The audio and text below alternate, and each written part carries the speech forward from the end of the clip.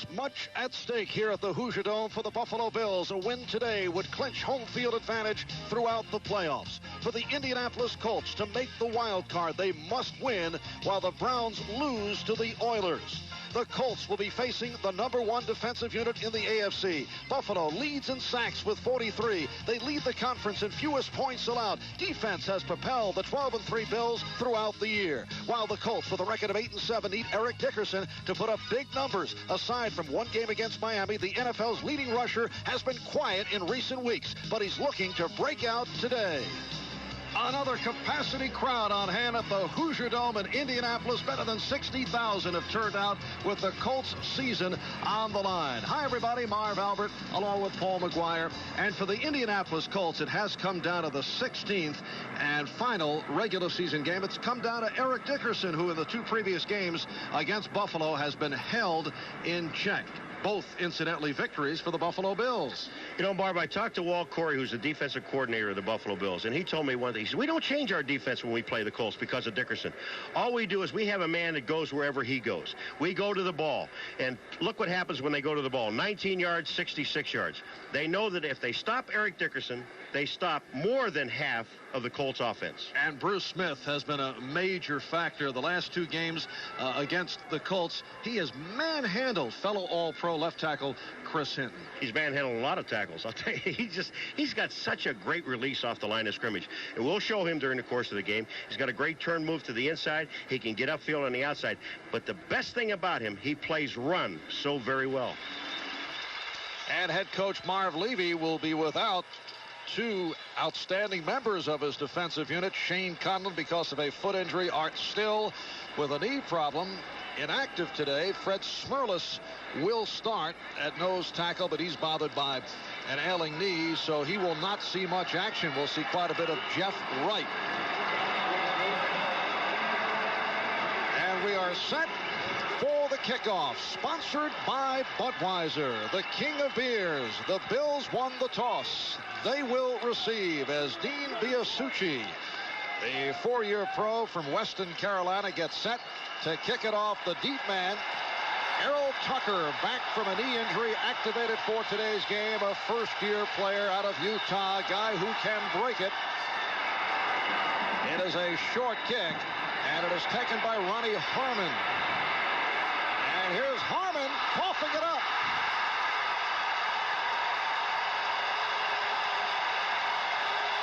The Indianapolis Colts get an early break as they recover. You know, as a return man, Marv, you're supposed to get as much as you possibly can. Break it to daylight. And here Harmon is trying to get a little bit more yardage. Jumped over a man. In the process, loses the ball. Here comes Harmon. The hole is there. He sees it. He goes to his left for a moment. Then he sees the hole is right back to his right. He makes that move. Now watch when he goes up in the air. When he goes up in the air, the ball hits off his knee. Just trying to get a little bit extra. Biasucci is on the ball. And for the Colts, their 20th fumble recovery. They came into the game tied with Houston for the NFL lead in that department. And they go to the offense. Here is Dickerson. Getting inside the 30. Picked up 7. Scott Radisick, inside linebacker. Replacing the injured Shane Conlon, making the stop. Chris Chandler starting at quarterback. The H-back Mark Boyer. Eric Dickerson, the running back, leading the NFL in rushing. And the receivers, Verdant and Brooks and Beach. Donaldson making it to the Pro Bowl, anchoring the line at center. Dixon and out at the guards. Hinton and Patton, and Call, are the tackles. 2nd down and 3 at the 30. Dickerson stopped at the line. He is snagged up. Leon Seals, who is getting the starting nod today because of the injury suffered by Art Still, making the stop. Smerlas started the game to continue that streak, 133 straight starts, not including the strike period. And so he is replaced by Jeff Wright, Talley, Radisick, Bentley, and Bennett, the linebackers, and Burrows with Kelso, Smith, and Odoms. 3rd down and about 4. Look out. So penalty flags thrown, and we'll hear from Jerry Seaman for the first time. They had two people offside. Bruce Smith was offside. Cornelius Bennett jumped, and whether they were pulled off, we'll have to wait. It's against the Colts. Colts start prior to the snap. Number 20, offense. Still third down. And the Colts have not been a highly penalized team. It is Albert Bentley, the H-back, who was called on that penalty. Sets it back to a 3rd down and 9. Bentley, you just see Bentley move. Now he can move along the line of scrimmage, but he moved towards the line of scrimmage. Once he did that, Smith was there, and then fingers start being pointed. Now Chandler out of the shotgun.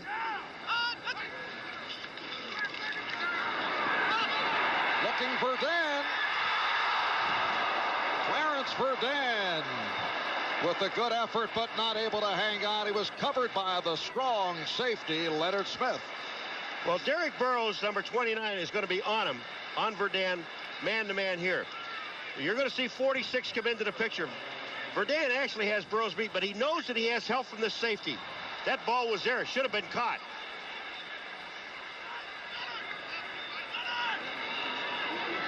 And now the field goal unit checking in. Dean Biasucci will attempt from 53 yards away. He is 5 for 7 from 50 and beyond.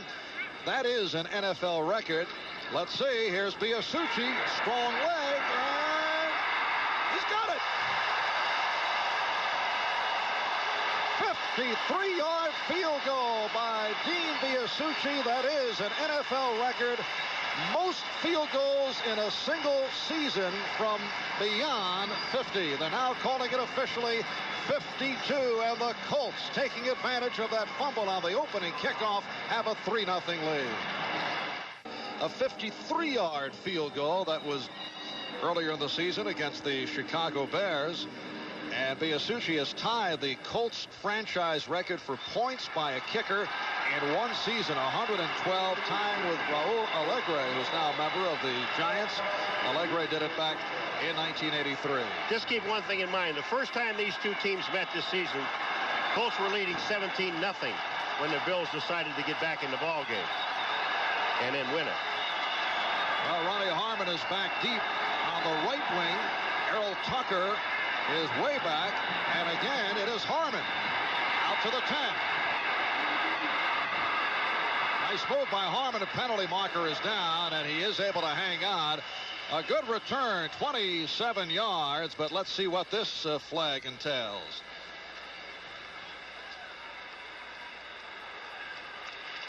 The hold against Buffalo.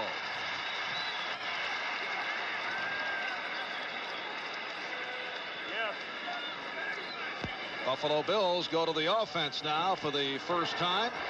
Holding number 99 receiving team during the return. First down.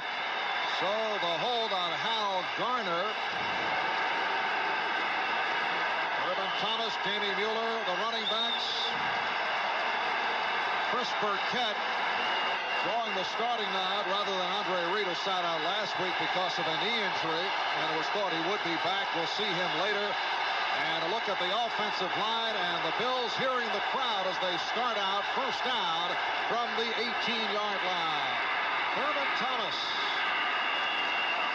reeling off 7 on the play. O'Brien Alston, the outside linebacker, making the stop. Harvey Armstrong in a nose tackle for Joe Klecko, who is expected to play later, bothered by a nerve injury in his neck. Alston with Young, Krause, and Pickett. Young bothered by a heel injury. Missed the second half last week in the game against the Jets, and that's a revamped defensive secondary because of a host of injuries. Here's Thomas again on a sweep. Short of the first down. Harvey Armstrong on the stop. So a 3rd down and 1 coming up. Thurman Thomas leading the Buffalo Bills, 854 yards on the ground. Our first sweep around the ticker. And the only score to report on, Pittsburgh leading Miami 7-0. We'll keep you posted on that Cleveland-Houston game. That is the big one as far as the Indianapolis Indianapolis Colts are concerned, Colts must win, Browns must lose. If Cleveland wins, they make it to the wild card by virtue of head-to-head play. Third week of the season, Cleveland beat Indianapolis in Cleveland 23-17. Patriots also still have a shot if the Browns and the Colts are losers. Nice catch for the first down and more. Pete Metzelaars, the tight end, for a 26-yard hookup. Keith Taylor, number 27, who is a nickelback in this formation. Now, Jermaine Johnson is forced inside, but watch what number 27 right here. He goes up to try to make the interception, misjudges the ball. Metzelaars keeps his eye on the ball, makes the reception, first down. Buffalo Bills first down at the Indianapolis 49. 3-0 Colts on a 52-yard field goal by Biasucci. Rob Riddick stopped on the play. 1-yard advance. John Hand, number 78, the right defensive end, made the tackle. Got some excellent linebackers in this game. Cornelius Bennett and also Dwayne Bickett, number 50 for the Colts. Fills as well as anybody against the run. Also is an excellent pass rusher. We're going to see Bickett probably come in. Hand is the man that makes the play. He gets Riddick, but you see Bickett going down the line, getting away from Metzelaars. He's in a position, number 50, to make the play. Second down for Kelly. Could not find anyone and just throws it away. He was in the process of being caught by Barry Krause. Metzelaars, the intended receiver. Last week in the Buffalo victory over the Raiders, which ended a 2-game losing streak, the Bills ran for a season-high 255 yards, and again they're trying to establish the run here in the early going. All right, we talked about Bickett a moment ago. Here he is on Jamie Mueller, number 39. Now watch, he carries him inside. Mueller holds on to him, lets Kelly get back to the outside, but then Krause forces the play. Kelly tried to get the ball to Metzelaars. No dice. Third and 9 at the Colt 47. Incomplete. Riddick, the intended receiver, covered by Keith Taylor. A quickie series for the Buffalo Bills, and the crowd reacting to the defensive play of their Colts. You know, you mentioned it. Andre Reed was out. The Buffalo Bills have about 5 or 6 guys that really aren't playing in this ball game, even though this game means home field advantage in the championship game. But on the other hand, we still have the Colts, as you said, another makeshift defense. And this is so important to them. If Cleveland should lose and they should win, they're in the playoffs. Clarence Verdun, as you saw, second in the AFC in punt returns. Kidd handling that low snap. Took a good hop, and Verdun has to cover up. Tough one to handle for Clarence Verdun. It's a 40-yard punt. Well, if you're watching this game and sometime you hear an uproar and nothing has happened, they're in the huddle, you realize that Houston might score again. And if they do that, this place will go crazy, as long as the Colts are winning. And for Buffalo, what is at stake is home field advantage. A victory here today would provide that advantage throughout the playoffs. If they lose, it will be Cincinnati's throughout the playoffs. It is a first down from the 6-yard line. Colts with a 3-0 lead on that long-range field goal by Biasucci. Here's Dickerson, and he is stopped back at the line of scrimmage. Leon Seals and Ray Bentley combining. You know, it's interesting when you watch Eric Dickerson in the backfield. Now, he lines up about 7 yards deep.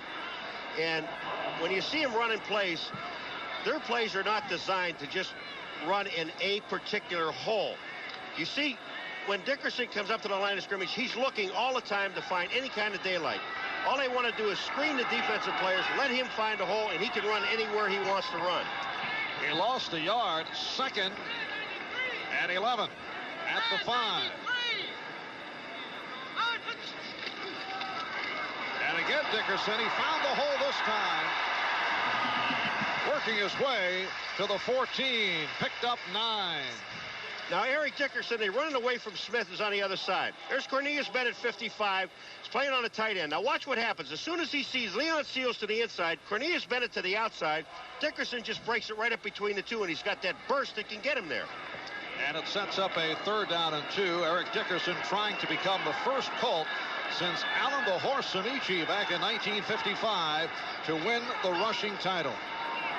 He has won it 3 separate occasions as a member of the Los Angeles Rams. Dickerson cuts to the left this time and has the first down. The Bills changed their defense up. What they do is they move, sometimes they'll move Bruce Smith to the inside. That time, Eric Dickerson, I don't think he looks at him. And they take a look at, here comes Hinton down. They brought Bruce Smith to the inside. Once Dickerson sees that, now Talley takes himself to the inside. Dickerson breaks back to the outside. Eric Dickerson going into today with the lead on Roger Craig of San Francisco, Herschel Walker of Dallas. First down at the 18. Halfway through this first quarter. And Chandler goes the middle. Has Brooks. Bill Brooks on the reception, picked up 25. Now, Derek Burrows made a mistake. First of all, he gets beat to the inside. I don't know whether the defense called for help on the inside. But once Brooks catches the ball, he goes down. And watch what Burrows does, number 29. First of all, he's playing off of Brooks. Brooks breaks to the inside. Here's the catch. Now, Brooks goes on the ground. He's not down. You've got to go over and touch him. But he touched him on the way up, so he picks up another 6 yards. Bill Brooks with his 51st catch of the season. There's Derek Burrows. He's the left corner. Nate Odoms on the right side. Kelso and Smith are the safety men. It is a first down for the Colts at the 44, and apparently they're checking out the replay. That is Dave Kamansky. Well, I don't think they're checking out the fact that the ball was caught. That was caught, whether he was down or not. And Burrows actually got his hand on Brooks while he was on the ground, which will move the ball back to the 36-yard line. Now, here's Brooks down. Now, he's rolling back. If he's up, the play stands. He's up. No, he's not. He's down. His knee is on the ground. The play should be back about the 36-yard line. Burrows did get there in time. So a first down at the 44.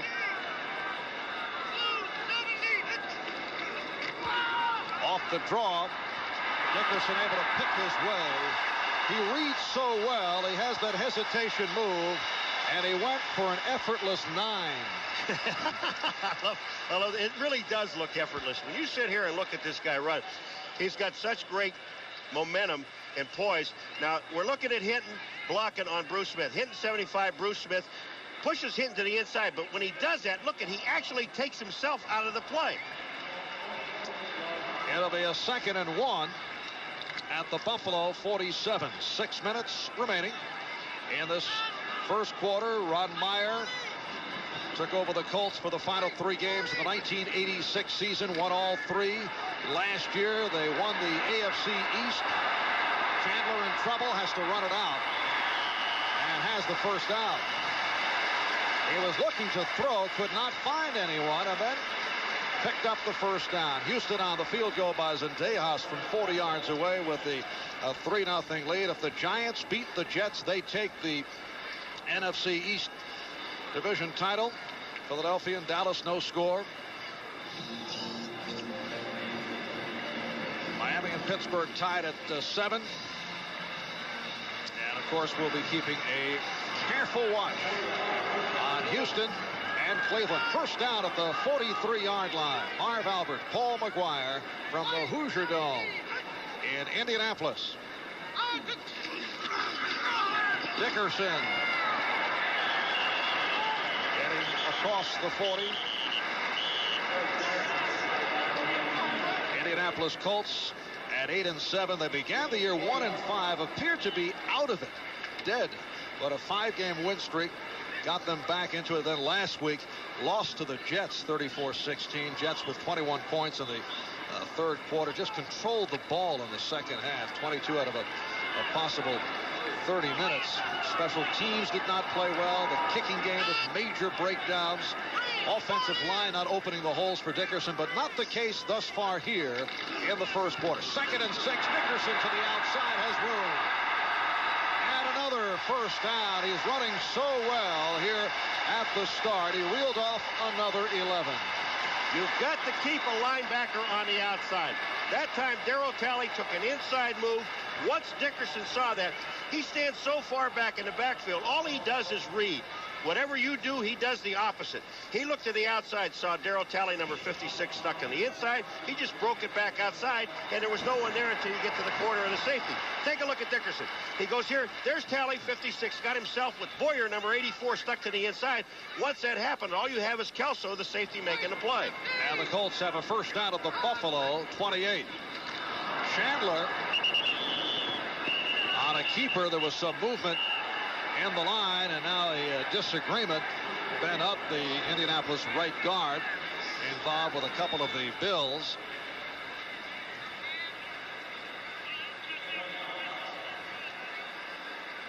I don't think that was designed. I think they snapped the ball too soon. Looked to be confusion. And from Chandler, the look of Ron Meyer, I think that was it. And what Chandler did, Marv, excuse me, is he smart enough to say, all right, if I got a busted play, let me go forward. I'll pick up a yard. And that is what he did. 2nd and 9. Dickerson this time had nowhere to go. Loss of 4. Ray Bentley, the inside linebacker, was right there. He has had a career season. 108 tackles to lead Buffalo. This is 3rd year out of Central Michigan. Had a big game last week against the Raiders. When you talk about a linebacker with Dickerson, here comes Bentley and Scott Radisick, number 97. They are both in there, keying on Dickerson. Going up the middle, they lose a lot, the Buffalo Bills, defensively because of Shane Conlon not being in there. But Radisick's a pretty good player. Long drive, 10th play of the drive. They've accounted for 4 first downs, but now facing a 3rd and 12. And Chandler goes the middle, and looked to be some miscommunication. Albert Bentley was making his way out to the flag. Yeah, he was. Wayne Davis, number 21, was sitting there with him. This ball was thrown in a hurry. Bentley didn't even look back. He thought it was supposed to be a longer pattern. Probably was not the primary receiver on this play. But when you see people blitzing, and they put that many people on the line of scrimmage, you have to look right now. And here is Dean Biasucci checking in once again. He hit from 52 earlier. And this will be a 48-yard attempt. Ron Stark will hold. Biasucci is 25 for 31 on the season. No good. So the score remains. The Colts 3, the Bills nothing. 2:50 left, first quarter. Goes the middle and has the first down with Andre Reed. Andre Reed had a sensational game earlier in the season against the Colts. 6 catches, 2 touchdowns. Question mark because of a knee, sat out last week against the Raiders, and he has the first down. And Kelly is looking at Andre Reed all the way. Andre Reed is only playing on 3rd down passing situations. He comes into the ball game. He does have a sore knee, but he practiced all week long, looked very well. They thought, he could start, but they said, why chance it if we don't have to? If the other receivers are doing their job, we can leave them on the sideline. Picked up 10. He now has a reception in 35 straight games. First down at the 45. That's Mueller in motion. Play action. And Kelly goes sideline. And it's broken up. Chucky Miller from the left corner position, able to break it up. It is still Houston with a 3-0 lead on the 40-yard field goal by Tony Zendejas. Pat Leahy from 41 yards away to give the Jets the lead over the Giants, and Dallas in front of Philadelphia 7-0. Giant win would clinch the division. A Philadelphia loss would also do it. Miami and Pittsburgh tied at 7. Tampa Bay leads Detroit 7-0. 2nd down and 10. Soft pass. Metzelaars could not get to it. Cliff Odom on the coverage. And the thing about this pass, and I don't know why Kelly picked out Metzelaars on this particular play, is because there was only a 3-man rush, and Kelly has all day to throw the ball. Look, there is really no penetration, nothing in Kelly's face. Here's Metzelaars going across. He was open, just dropped the football. Cliff Odom was there, should have had it. Kelly 2 for 6, 37 yards. Look looking at a 3rd down and 10. The Bills trailing the Colts 3-0. 40 seconds left, first quarter. And Kelly guns it. It's complete, but short of the first down. Riddick on the reception for 8. But they need 2 more for the first down. Willie Tullis, the strong safety, made the stop. That's just a question of the back. With Riddick at that point, he's got to know where he is on the field. He was 2 yards short of the first down. Go beyond that, come back to the marker. You have time to look. And a punting situation. They're going to let it go at the end of the quarter. Yeah, with John Kidd checking in, but first the gun to conclude matters in this first quarter. Quick moving first quarter here at the Hoosier Dome. Capacity crowd better than 60,000 on hand, and the Indianapolis Colts lead it 3-0. We're going to hear a roar here in Indianapolis because Houston has moved in front of Cleveland 10-0. Domingo Bryant on a pass interception. He ran 36 yards for the touchdown.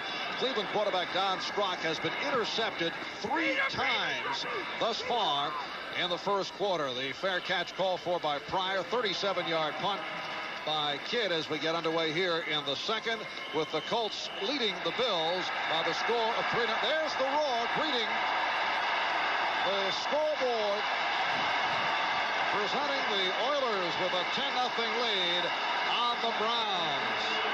A win here by the Colts and a loss by the Browns will put the Indianapolis Colts into the playoffs as a wild card.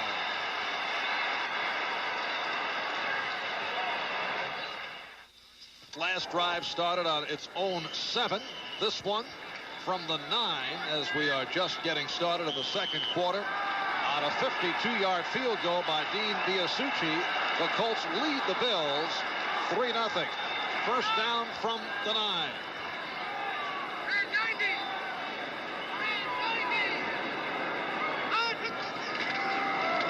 Here's Dickerson. This time went the middle.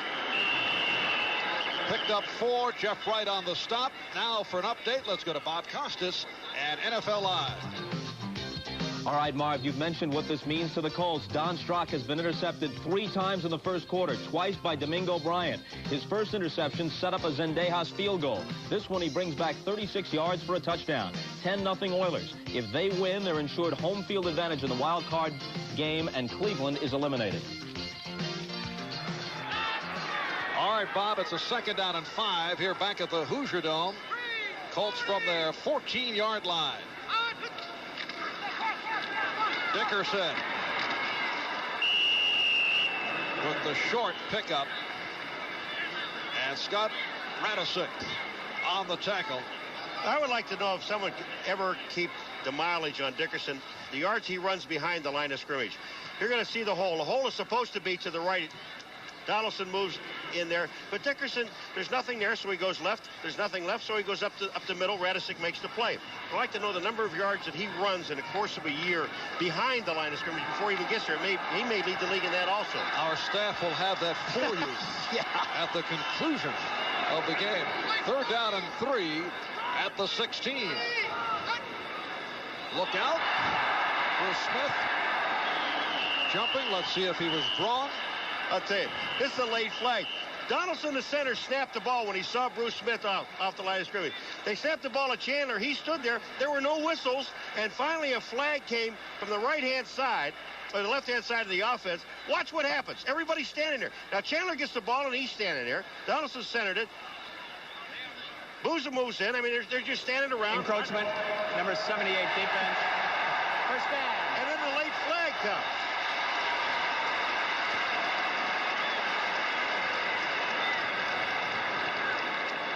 So the call against Smith. Didn't I tell you in the opening about a quick move Smith had? Yes. Huh? Paul, you are so perceptive. Well, you just know that a guy that quick trying to anticipate a call.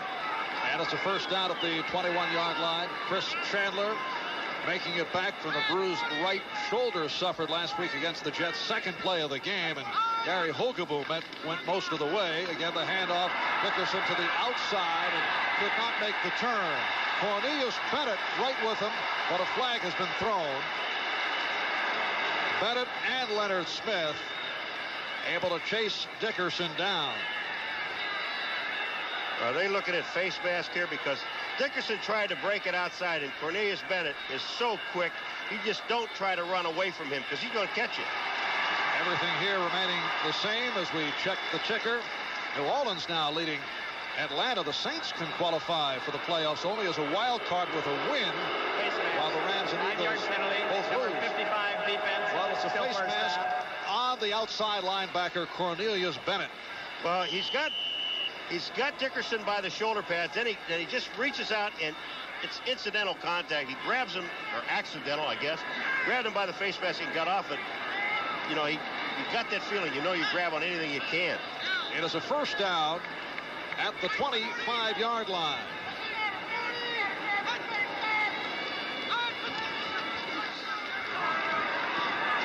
Chandler couldn't find anyone. They're booing. They want a penalty on Ray Bentley, who stuck his head in there.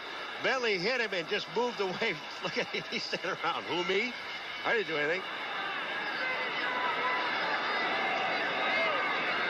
Now watch at the end of this play. When Chandler slides, you're going to see number 50, Ray Bentley, come in with his helmet. And he hits Chandler. People are still booing right here. But he actually hit his own man, Jeff Wright, 91. So that's no harm, no foul. Yeah. Second down and 2. Chris Chandler in his rookie season out of University of Washington has been hard hit by injuries, been knocked out of 3 games. Dickerson to the other side for the first down across the 35. 7-yard advance. Talley and Radisic got him down. And Clarence Verdun is down. He is shaken up. I'm going to tell you something. When you watch Dickerson run, Marv, it's just so beautiful because he actually sets up the block for Verdun on Odom on the outside. When he's running, he's going to make a couple of steps after he breaks it here. Now watch the stutter steps that he makes to set up the outside block. Right here, bing, bing, and then you see Verdun getting the block on 37. Odom picks up 2 more yards. You hear the thunder. Today's game is brought to you by Pontiac. We build excitement. By Wendy's Old-Fashioned Hamburgers, the best burgers in the business. And by Goodyear Certified Auto Service. Nobody fits your car like Goodyear. Welcome back to the Hoosier Dove. Indianapolis, Indiana. Marv Albert, Paul McGuire, producer George Finkel, director Dick Klein, Clarence Verdun. Shaken up a moment ago. Now on the sideline, we're told he had the wind knocked out of him, but should be all right. First down at the 36-yard line as Chandler is able to complete. Pat beats the tight end, broke the tackle. Picked up 9. Let's go back to Verdun. You think it's easy playing the wide receiver? Now watch. First of all, Nate Odoms almost rips his jersey off. Now Verdun goes back inside, holds Nate Odoms, and then Darryl Talley falls on his back, and that's when he knocked the wind out of him. It's tough out there. Particularly when you're 5'8", 160 pounds, and he's listed at 160. Second down and 1 at the 45. The Colts 3, the Bills nothing. Meanwhile, Houston leading Cleveland 10-0 in the second quarter. 10.5 remaining here in the second quarter. Dickerson has the first down. 4-yard advance. Leon Seals on the stop. Let's go back to Bob Costas and NFL Live.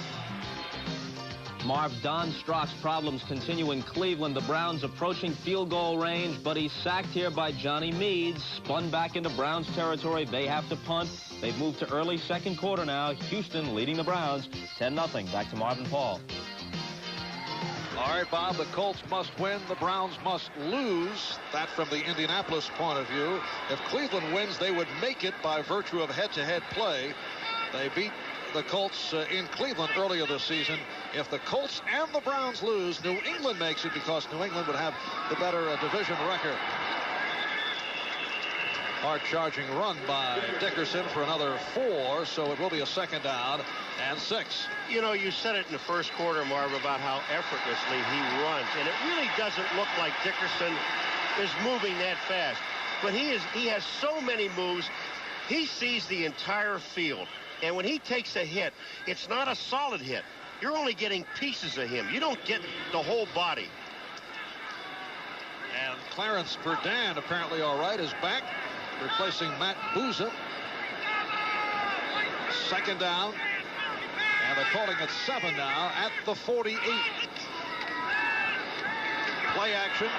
Chandler could not find anyone, and Jeff Wright picks up the sack, his 5th sack of the season. Jeff Wright in at nose tackle for Fred Smerlas.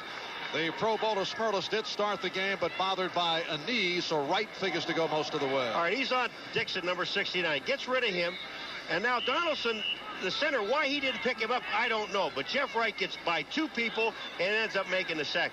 This is going to be a great football player. They're really happy about Jeff Wright and what he's done so far this year. And they see him eventually as the man who will take over for Fred Smerlas. The Bills' 44th sack of the season. They lead the AFC. Their team record is 47. That was back in 1981. 3rd down and 15 from the 44. Penalty marker down. Chandler again in trouble. Trying to run out of it. And the Bills front 3 coming on. 8 yards for Chandler, but also a marker down. Offside, the Buffalo Bills.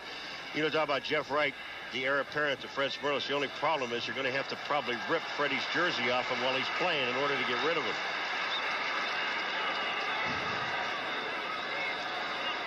And on the subject of making it to the Pro Bowl, look at this group. The Buffalo Bills with a club record 6 plus an alternate. Darryl Talent. Offside. Number 97 defense. Still 3rd down. Offside call on Bruce Smith. So it will be a 3rd down and 9. And also, you got Kent Hull, the center, that also made it on offense.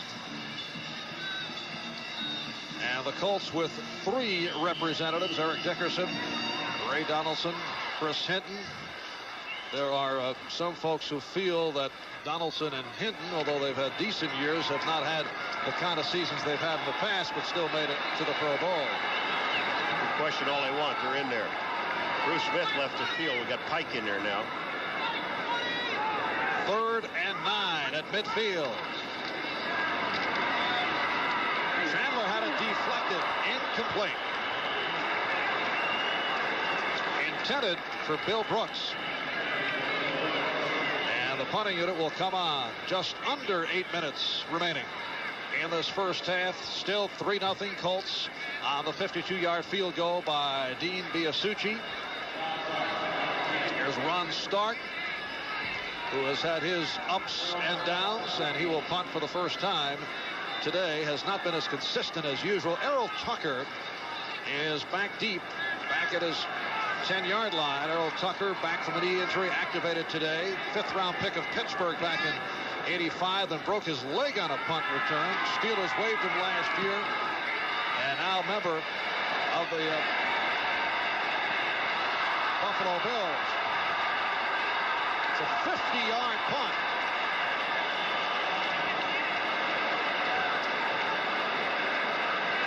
Just did get into the end zone. Tucker said, wait a minute, what do I have to do? I'm just running over here.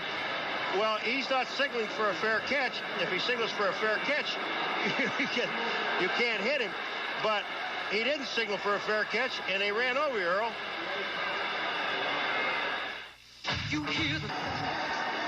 There's Buffalo Bills return man Errol Tucker, not happy about that last play, but he never actually gave the signal for the fair catch. And he wasn't in position to catch the ball either, because the ball goes down, and when you cannot stand around.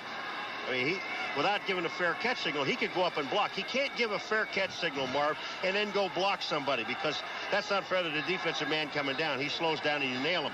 But as long as he doesn't put up his hand, he's fair game. And they ran him over. And the punt carried to the end zone, a 50-yard punt. On the touchback, they bring it out. The Colts have owned the football. In fact, they had possession the first 6.5 minutes of this quarter. They lead 3-0. The Bills to the offense. First down from their 20-yard line. They got to give it to the horse, Jamie Mueller, number 39, eventually. He ran well last week. Kelly with the short set. It has Reed coming out of the backfield. Andre Reed out to the 45-yard line. Daniel and Krause on the stop. Now let's get back to Bob Costas in New York. All right, Marv, a dramatic development in Cleveland. Another defensive touchdown, but this one is scored by the Browns. Michael Dean Perry will pick up the fumble after Dave Grayson hits Warren Moon. Moon was shaken up on the play, remained on the field for several moments. Here's Michael Dean Perry picking it up, going in from 14 yards out. The Browns are alive, trailing 10-7. All right, Bob, back to the action here following that 24-yard reception by Reed. The pass intended for Burkett. And it will be a 2nd and 10 at the 44. Eugene Daniel on the coverage of Chris Burkett. When you look at Jim Kelly and all the other quarterbacks in the National Football League, the one thing that Jim Kelly has that the receivers really like, he holds the ball high, Marvin. When it leaves his hand, the receiver can see the ball from the time it leaves Jim Kelly's hand till the time the ball gets there. A lot of quarterbacks will bring it down, then bring it up and throw it. Kelly doesn't do that. Kelly hands it off to Mueller, who is bottled up. Hit for the loss on the play. Following that 10-5 loss to Tampa Bay, and we have a player down. Jim Kelly took a lot of grief back in Buffalo as you look at Jamie Mueller on the carry. I know he was upset about all the criticism. Letters to the editor and the Buffalo newspapers, the media. Taking shots at him. I wanted to get your reaction, but first we'll take a timeout. Back after this. Weave your way through this. Injured Indianapolis Colt Cliff Odom apparently all right. Getting back to the Jim Kelly situation, what is your reaction? Is the criticism justified? I think one of his major problems, and they really don't talk about it that much when I watch him play, and if you look at most of his interceptions going into the end zone, I think he has trouble picking up the safeties. He can read the corners very well. He knows when he sees them in man-to-man. He knows when he sees them in zone. But after that, and I think a lot of that comes from a young quarterback like Jim is, who has such a strong arm that he thinks he can get it there no matter what happens. But those happen to be pro football players playing in that secondary. And they're going for the ball. They're reading eyes. They're reading his eyes. On the other side of the ledger, what if the Bills had a genuine speed receiver? Help. I would think that would open things up statistically, and that has been another criticism as Kelly throws the middle. And people are accustomed to the Jim Kelly firing left and right as a member of the Houston Gamblers of the USFL, and maybe more is expected, and this is not that type of offense. That's true. Now just take a look at Kelly here. Now watch where this ball is going to be. It's going to come up right here, and now they see it. It's almost like a hitch there where the receiver coming across can see the ball, and once it leaves his hand, they see it the entire time. Punting situation. On the other hand, Jim Kelly and his Buffalo Bills are 12 up and 3 down. Good team, and he doesn't make the Pro Bowl. Well, he's an alternate.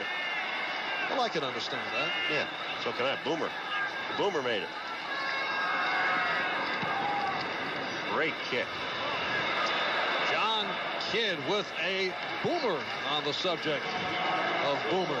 A 55-yard punt. So they'll bring it out to the 20. 6:27 remaining for half. The Colts with a 3-0 lead on the Bills. It is now, as Bob Costas told you a moment ago, 10-7 Houston over Cleveland. The Jets extend to a 10-0 lead on a Ken O'Brien touchdown pass to Mickey Schuler on a 5-yard play. Giants need a win to clinch the division, or a Philadelphia Eagle loss would do it. So the Jets coming off the win over the Colts, looking to play the spoiler. That's a big game for New Orleans in their quest for a wild card position. Pittsburgh over Miami. We're told that Odom a moment ago took a blow to the head and is a question mark as to whether he will return. First down from the 20-yard line, and the Colts go back to the ground. Scott Radisick with the stop of Eric Dickerson. Remember I talked about before, there's a linebacker following Dickerson wherever he goes. This is a classic example of it. Scott Radicic never moved. When Chandler went back and he handed the ball to Dickerson, Scott Radicic saw the ball coming and just filled in the hole, made the tackle, but again, 2-yard gain. Eric Dickerson is gunning for his 4th rushing title, which would tie him with Steve Van Buren and O.J. Simpson for the 2nd most in NFL history. Jimmy Brown won the title 8 times. An amazing statistic. 2nd down and 8. And again, the short advance. Carlton Bailey on the stop. Another linebacker. Every time he makes that move, wherever he's going to be, the defensive line, their job is to hold up. They're trying to find him also and make the tackle. But those 2 inside linebackers, whether it's Carlton Bailey, Radicic, or Bentley, their eye is on Dickerson. We can't let him run up the middle on us. That's what they're saying to themselves, because I read their lips. 3rd down 5 at the 25. And that is the up-to-date story with Herschel Walker in action. Roger Craig and his 49ers will play this evening at home against the Los Angeles Rams. 3rd down 5 at the 25. Just under 5 minutes to go, first half. Chandler is hauled down back at the 15-yard line, and the Colts beginning to hear it from the crowd. Darryl Talley making it 2.5 sacks on the season. All Darryl Talley did was wait till Bruce Smith cleared it out. Dickerson is looking at Bruce Smith.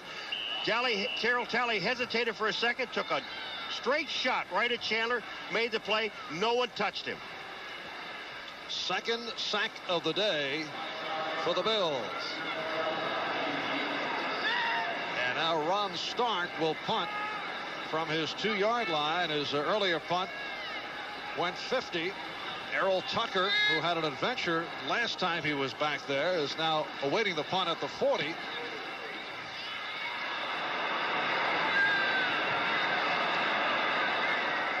And it is down a 34-yard punt.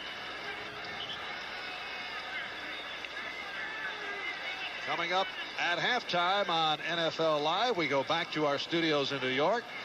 And Bob Costas will be joined by Frank DeFord, who will have an essay on left-handers, Paul. My brother was a left-hander. Look, what a fascinating fact that is. Yeah, it is. I thought so. Did that affect you in any way? No. Psychologically? No. First down from the 48.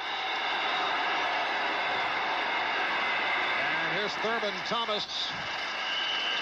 3-yard advance. He went off hobbling, you may recall, back in the first quarter. Fred Young, who's still in there despite a heel injury, able to make the stop. The Bills just, they got to do something on first down to throw the ball. Now, the last time they got the ball, they were deep in their territory, the 20-yard line, and they threw to Andre Reed. And now all of a sudden, here they get the ball in excellent field position, and they run just a simple handoff off the right tackle. Now Johnson is to the left and Reed right. 2nd 7 at midfield. Mueller in motion. Thomas going straight up the middle. Picked up 4 or 5 yards on the play. The right defensive end, John Hand, on the tackle. Jamie Mueller, I was talking about him earlier. Now here he comes in motion. Now his job is to block. He has to kick out to the outside. That's O'Brien Alston, the linebacker. He gets a piece of him. He does his job.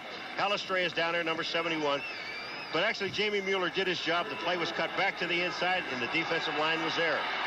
Mueller had a strong game back in October against the Colts. 70 yards, 15 carries. 3rd down 3 at the 45. Just under 3 minutes left, first half.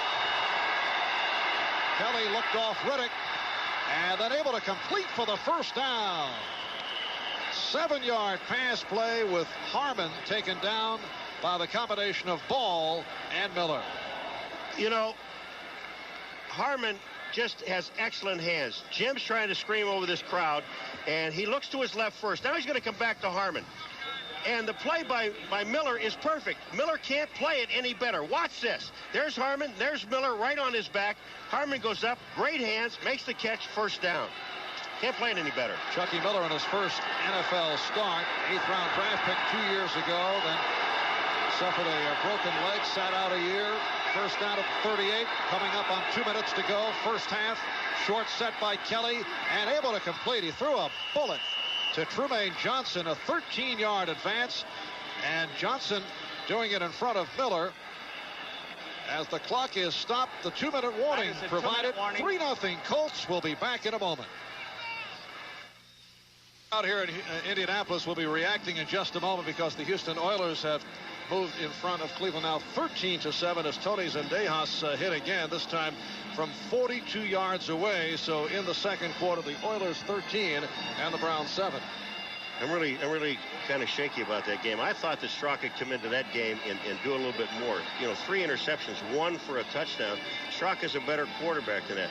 Of course, he's not used to playing when it's 4 degrees either. Yes, that is certainly a factor, as the Raiders found out last week as they had an enjoyable time up in Buffalo.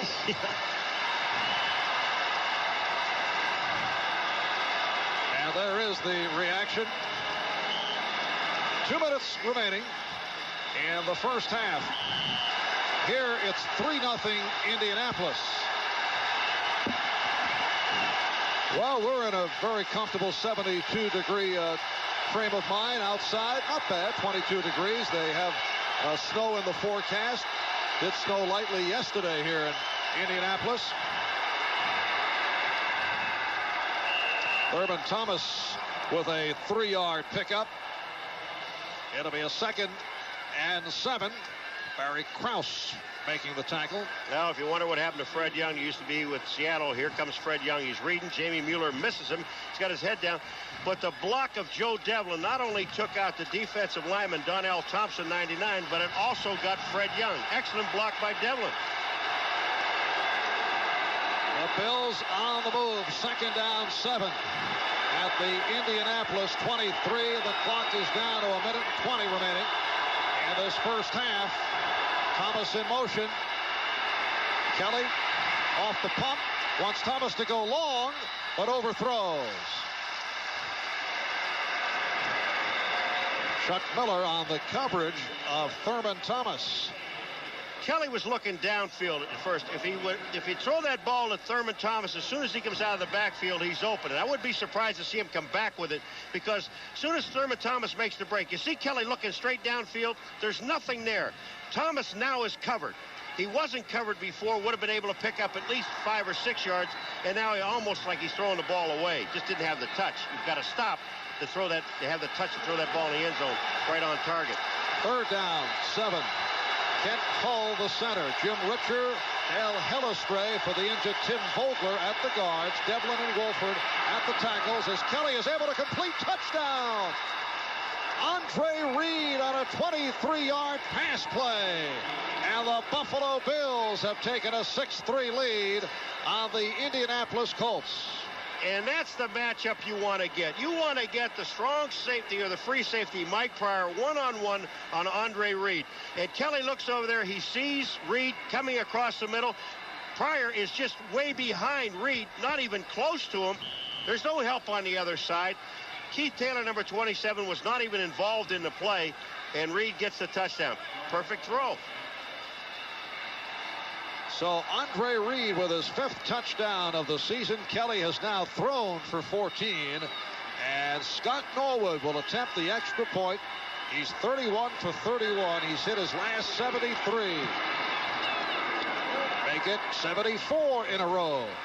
The Buffalo Bills take a 7-3 lead. Andre Reed comes off. Tremaine Johnson's to the outside. He breaks underneath, and when Reed does that, he moves to the inside. All you have now is a free safety as Pryor, number 39. Not even close. In fact, he's backed up into the end zone. You're not going to stop a touchdown into the end zone. Kelly looks right. He looks left to Tremaine. Then he sees Andre Reed. Puts it right down the pipe. Nobody there. 3rd catch of the day for Reed. He has 67 on the season. There are some who felt that he should have made it to the Pro Bowl, but he did not. Having a terrific season. Hurt the Colts in that earlier meeting. Back in week 6 in Buffalo, Bills came from behind to beat Indianapolis 34-23 in a steady rain at Richard Stadium.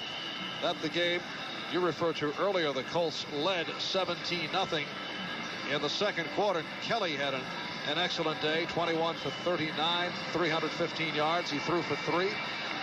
Well, Houston with that 13-7 lead on Cleveland.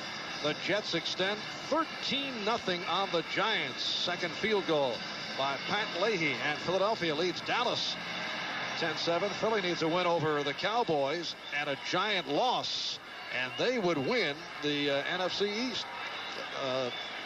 Elsewhere, New Orleans with a 7-0 lead. I picked Philadelphia at the beginning of the year, you know, to win a division. Did you? Yes, I did. You're saying it now at the best possible time, is that it? I had to save it for 16 weeks, you know, to bring that up. Although still a long way to go this afternoon, Paul. I know. Yes. But I'm happy now, though. Albert Bentley, George Wansley, Roy Banks back deep for the kickoff from Scott Norwood. The Bills now with a 7-3 lead.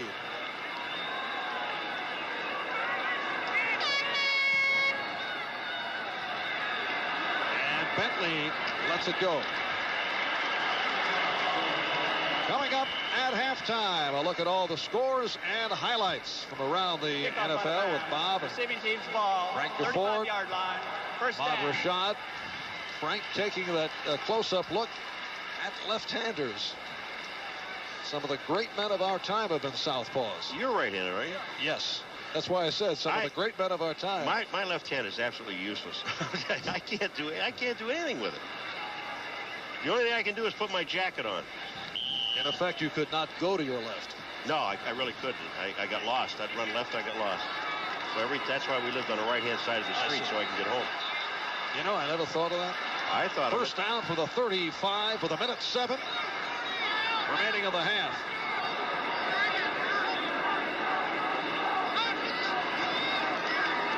Dickerson. The crowd does not go for that. Bruce Smith on the stop. They would like to see Chandler air it out for a last-minute drive. Timeout is called. We'll be back in a moment. Meyer back at the Hoosier Dome. Indianapolis 7-3. Buffalo leading Ron Meyer and his Indianapolis Colts. It is a 2nd and 11 as Dickerson lost the yard of that last play. And the Colts at their 34-yard line. The Colts taking the timeout, so they have 2 remaining. And let's see how Meyer plays it here.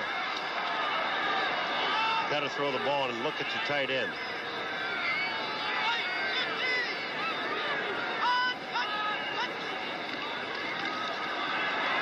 And Chandler goes short range, and that's short of the first down. The reception by Dickerson. Darryl Talley on the stop. They are in the hurry up. It'll be a 3rd down and 1. Clock is running.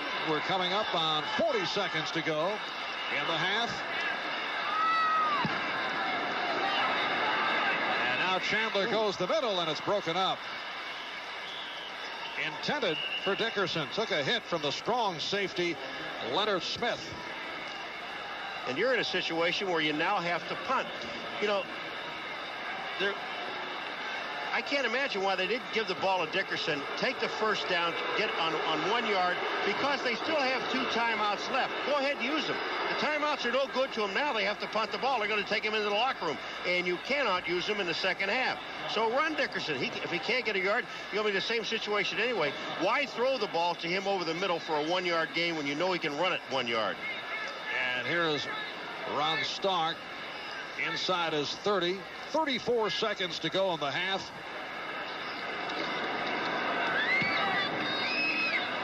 Now get out of the way, Tucker. And Tucker lets it fly right by. They'll bring it out to the 20. That will go down as a 56-yard punt. And Buffalo from its 20 with a 7-3 lead and 25 seconds remaining. The Buffalo Bills at 12-3. That equals the Bills team record for most single-season victories. They won 12 back in 1964. Is that your ball club? You bet it was. We were better. We weren't in as good a shape as these guys, but we were better. At one point, Marv Levy and his Bills won 7 in a row. They started at 11-1. And this is a team that went 2-14 both in '84 and '85, and the Bills are just going to run out the clock. Clock running down, and they will go to the locker room with a 7-3 lead. Buffalo seeking to clinch home field advantage throughout the playoffs. A win would do it.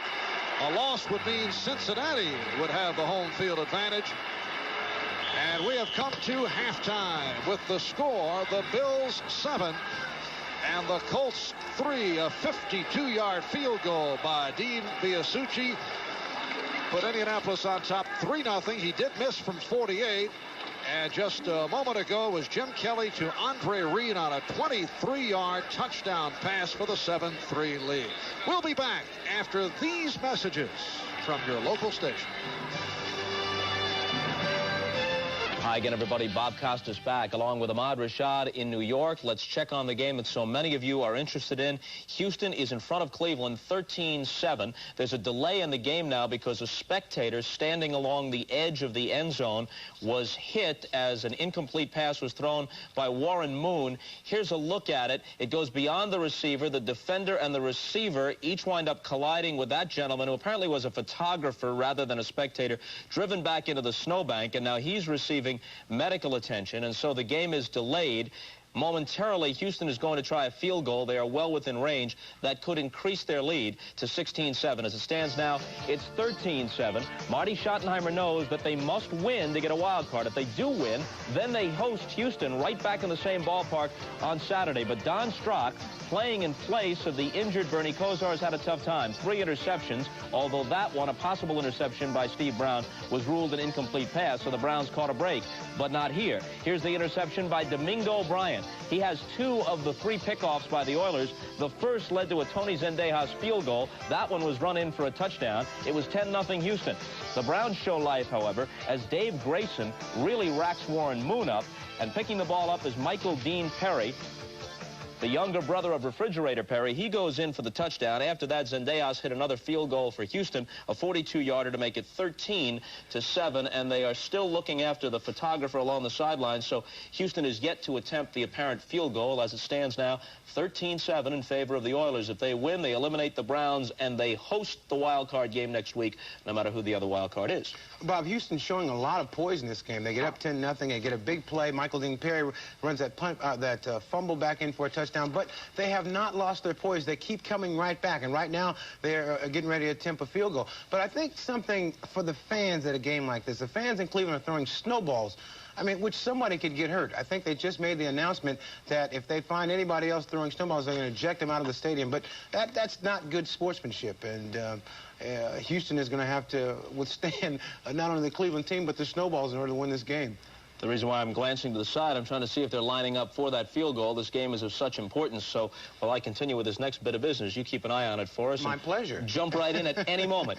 Buffalo in front of Indianapolis, as you know, halftime in the climate-controlled atmosphere of the Hoosier Dome, and the Bills trying to secure home field advantage throughout the AFC playoffs. Lead for Marv Levy 7-3, although throughout most of the first half, the Colt defense stopped them cold. Now, here's the opening kickoff. Ronnie Harmon trying to bring it back, and as he battles to squeeze out extra yardage, he fumbles, and who recovers it but the kicker, Dean Biasucci, which sets up his own 52-yard field goal. It's his 6th field goal of 50 yards or better this year. That's an NFL record. He is simply terrific and has been the premier field goal kicker in the league for the past few years. However, Jim Kelly finally gets it in gear on this 3rd down play. Andre Reed over the middle for the touchdown of 23 yards. Eric Dickerson had a big first half, better than 60 yards rushing, but Buffalo leads it now over Indy 7-3. The Jets and the Giants at the Meadowlands. Technically, it's a Jet home game. You got to be a Jet ticket holder to get in today, and the Jets are in front in this one. Not yet halftime, 13-0. Paul McFadden has missed a couple of makeable field goals for the Giants. That hasn't helped. Pat Leahy has made 2 field goals for the Jets, and Ken O'Brien has thrown a 5-yard touchdown pass to Mickey Schuler. So if the Giants lose this, there's a chance they won't make the playoffs at all. And if the Eagles beat the Cowboys today with a Giant loss, the Eagles would be the champs of the NFC East. Speaking of that situation, the Eagles now lead Dallas after spotting them a 7-0 lead on a 1-yard Herschel Walker run. They've come back to take a 10-7 advantage at Dallas. Randall Cunningham just threw a 12-yard touchdown pass to Keith Jackson. The Saints need help. They got to win and hope for other developments to help them out to sneak in as a wild card. They're in front 7-0 at home over the Falcons on a Bobby Hebert 13-yard touchdown pass to Dalton Hilliard. The Dolphins and the Steelers in a game that means nothing, but it's turning out to be an entertaining contest. Dolphins come in at 6-9 for Don Shula, and there he is in that cold circumstance in Pittsburgh. The Steelers with a 4-11 record as they close out their season. Shula can't be pleased to see this. It's in the hands of Davenport, but it slips through Ron Davenport's hands off the Marino pass, and Dwayne Woodruff intercepts, runs it in 78 yards for a touchdown, and a 7-0 Pittsburgh lead. Miami went in front 10-7, and then Bubby Brister gives it to Merrill Hodge. He hands it to Lewis Lips on the reverse. 39-yard touchdown run for Lips. They often use him on the reverse, so the end around, it's his third rushing touchdown of the season. Watch Marino here. Scott Schwades will make the catch.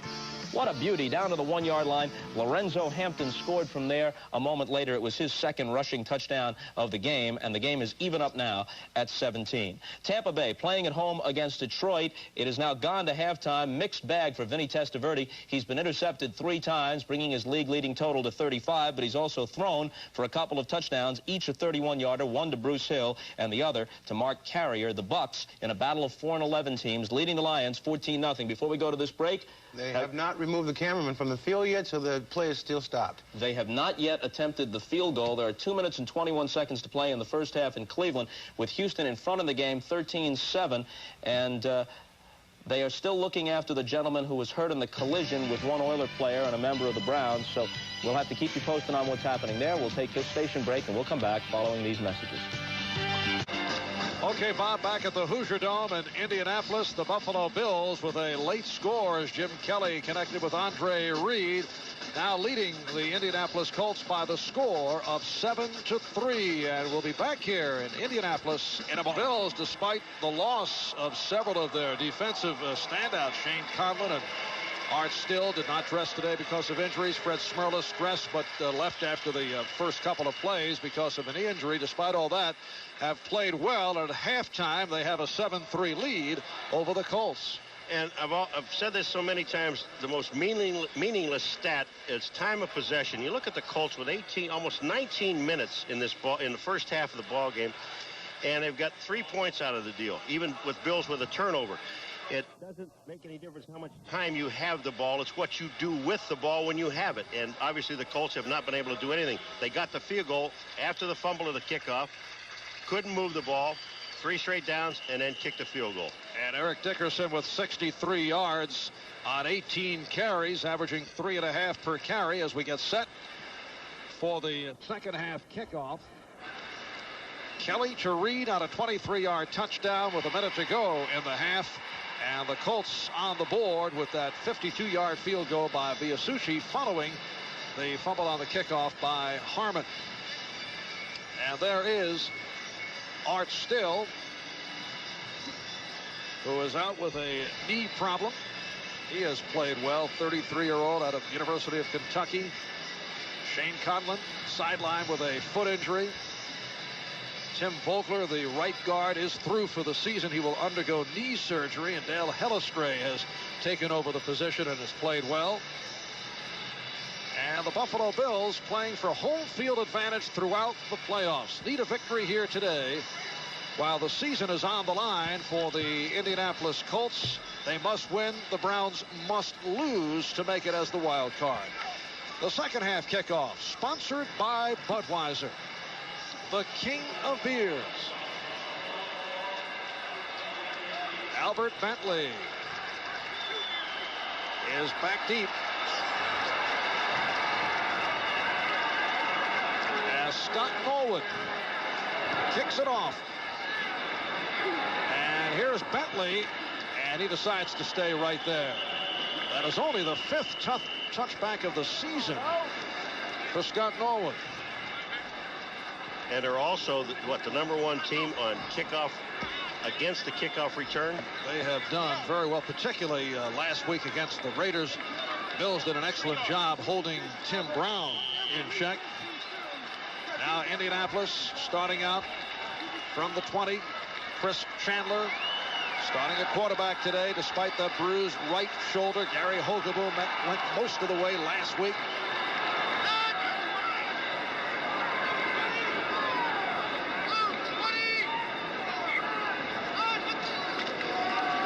And it starts off with Dickerson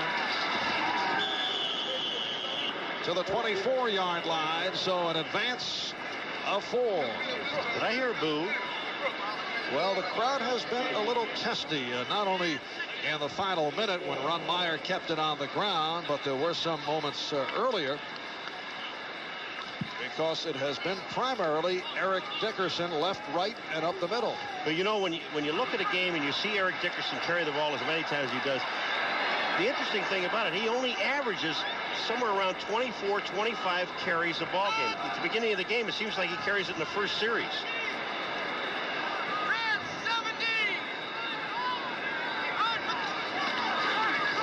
And here is Dickerson, this time a big hole for the first down. Out to the 35. 11-yard run. Bennett on the tackle. Remember in the first half I told you he does not give you a full shot at him when you hit him. Cornelius Bennett's going to hit Eric Dickerson, but watch where Cornelius Bennett ends up. He's going to hit Dickerson now. And another 6 yards later, Eric Dickerson is down the field. He does not give you his whole body. And he has bounced back from the 42-yard performance against the Jets last week. He has not been running well in recent weeks, except for that Miami game when he had 169 yards, and has certainly done the job here today. Another 9 for Dickerson, and we have a punch-out between Matt Bouza and Nate Odoms going at each other pretty good.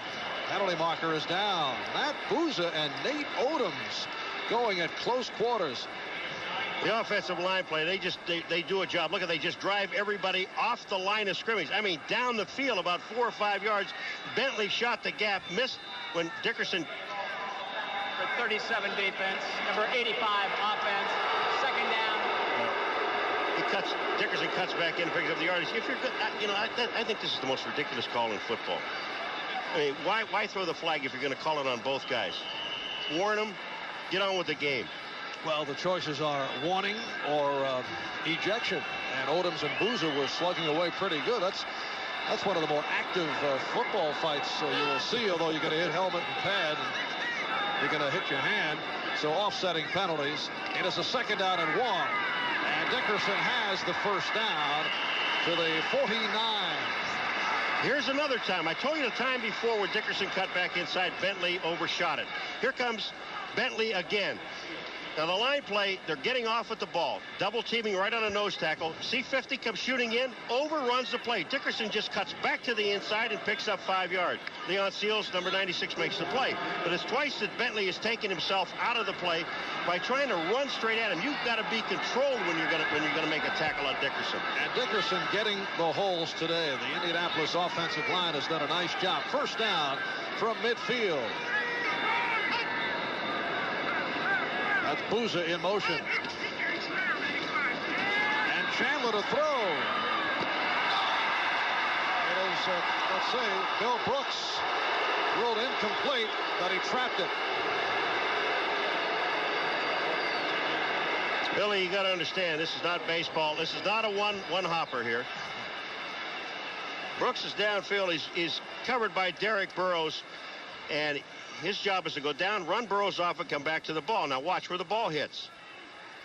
Whoa, wait a minute. I'm going to tell you, they may have to take a look at this thing because his hands are underneath. I guarantee they're going to take another look at this. They have to. Unless in this angle, it's different. But his hands, no, they're apart. The ball hit the ground.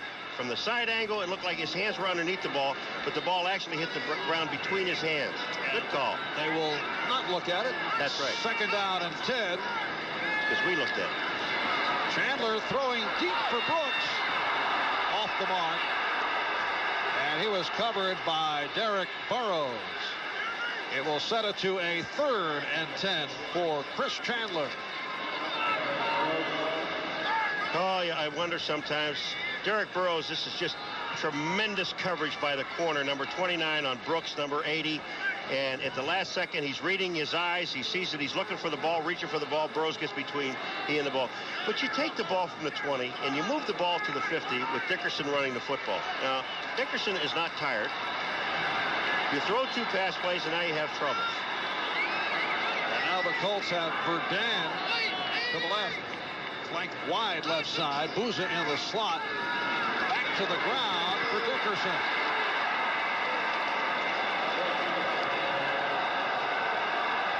Jeff White, the nose Don't tackle. punt this ball. After the 8-yard run, it'll be a 4th down and 2. I'm coaching again. All right, let's take a look. Hall and Nutt, they're on the right-hand side. Excellent block on Cornelius Bennett because he can't get a full shot at Dickerson. Dickerson runs through him. Jeff Wright, number 91, is going to end up making the play. But that's an 8-yard gain. And they're not. Thank you. I just did some coaching. Nice going, Paul. They will go for it. They heard it. Meanwhile, Dickerson with 101 yards for his 8th 100-yard game of the season. 4th and 2. 4 minutes in, 3rd quarter. Dickerson going wide. He didn't make it. Well, that marker on the other side, the chains are on this side of the field. He had to get the ball inside the 41. And that ball is marked inside the 41. But they're going to be about half the ball short. Yeah, they are. Bill's ball. So the Colts lose it on downs. Ron Meyer going for the 4th and 2, and they fall shy of the 1st down. A timeout taken. We'll be back after this. Dwyer from the Hoosier Dome. The Colts' 7th sellout in 8 home games. Only the Tampa Bay game did not sell out. The Colts trailing Buffalo 7-3. 4 minutes gone by. In the 3rd quarter, the handoff to Thurman Thomas as the Buffalo Bills go back to the offense. And he's stopped by the nose tackle, Harvey Armstrong. All right, let's go back to the Dickerson play. Albert Bentley doesn't get a block because Nate Odoms really does the job. He doesn't make the tackle, but he strings Dickerson out. To the left of your screen, he's coming in now. 37 is right there, Nate Odoms. When he forces it out, it gets Kelso a chance and Bruce Smith a chance to get upfield. All they wanted to do was to get Dickerson running sideways so they can get the support. He did his job. The Bills now with a 2nd down and 8. And their offense has not done much. Oh, a hard hit on Jamie Mueller, able to hang on. Only a 1-yard advance. Maybe 2. Eugene Daniel, the right corner, with that hit. I don't know how Jamie Mueller holds on to this ball unless it was knocked back into him. Look at this. It's on the tips of his fingers, and Daniel just nails him. Jamie Mueller hangs on to the football for a 2-yard gain, and he felt it. 3rd down and 5, and the crowd urging the Indianapolis defensive unit on. Mel Thompson, Harvey Armstrong, John Hand up front.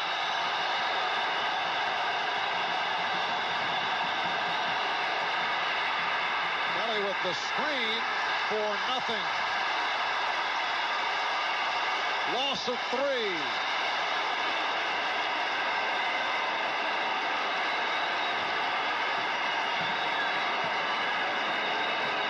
So Harmon made the catch, but he lost. And it will be a punting situation for Buffalo. John Hand, the defensive end, played it beautifully. He stayed there when he saw Harmon drop back into the backfield, read the screen, and made the tackle. Super defense. Clarence Verdun back for this John Kidd punt. Kidd from inside his 30.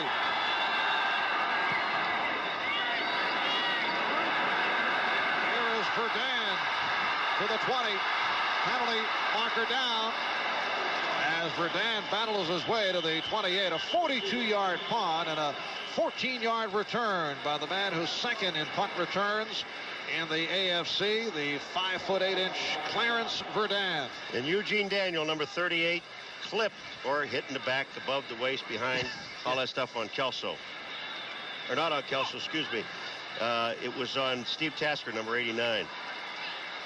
It'll be Eugene Daniel, 38. Illegal block during the return, number 38 receiving team at this spot. That will be accepted. We also had an illegal block, number 48 receiving team from that spot. That will be declined. First down.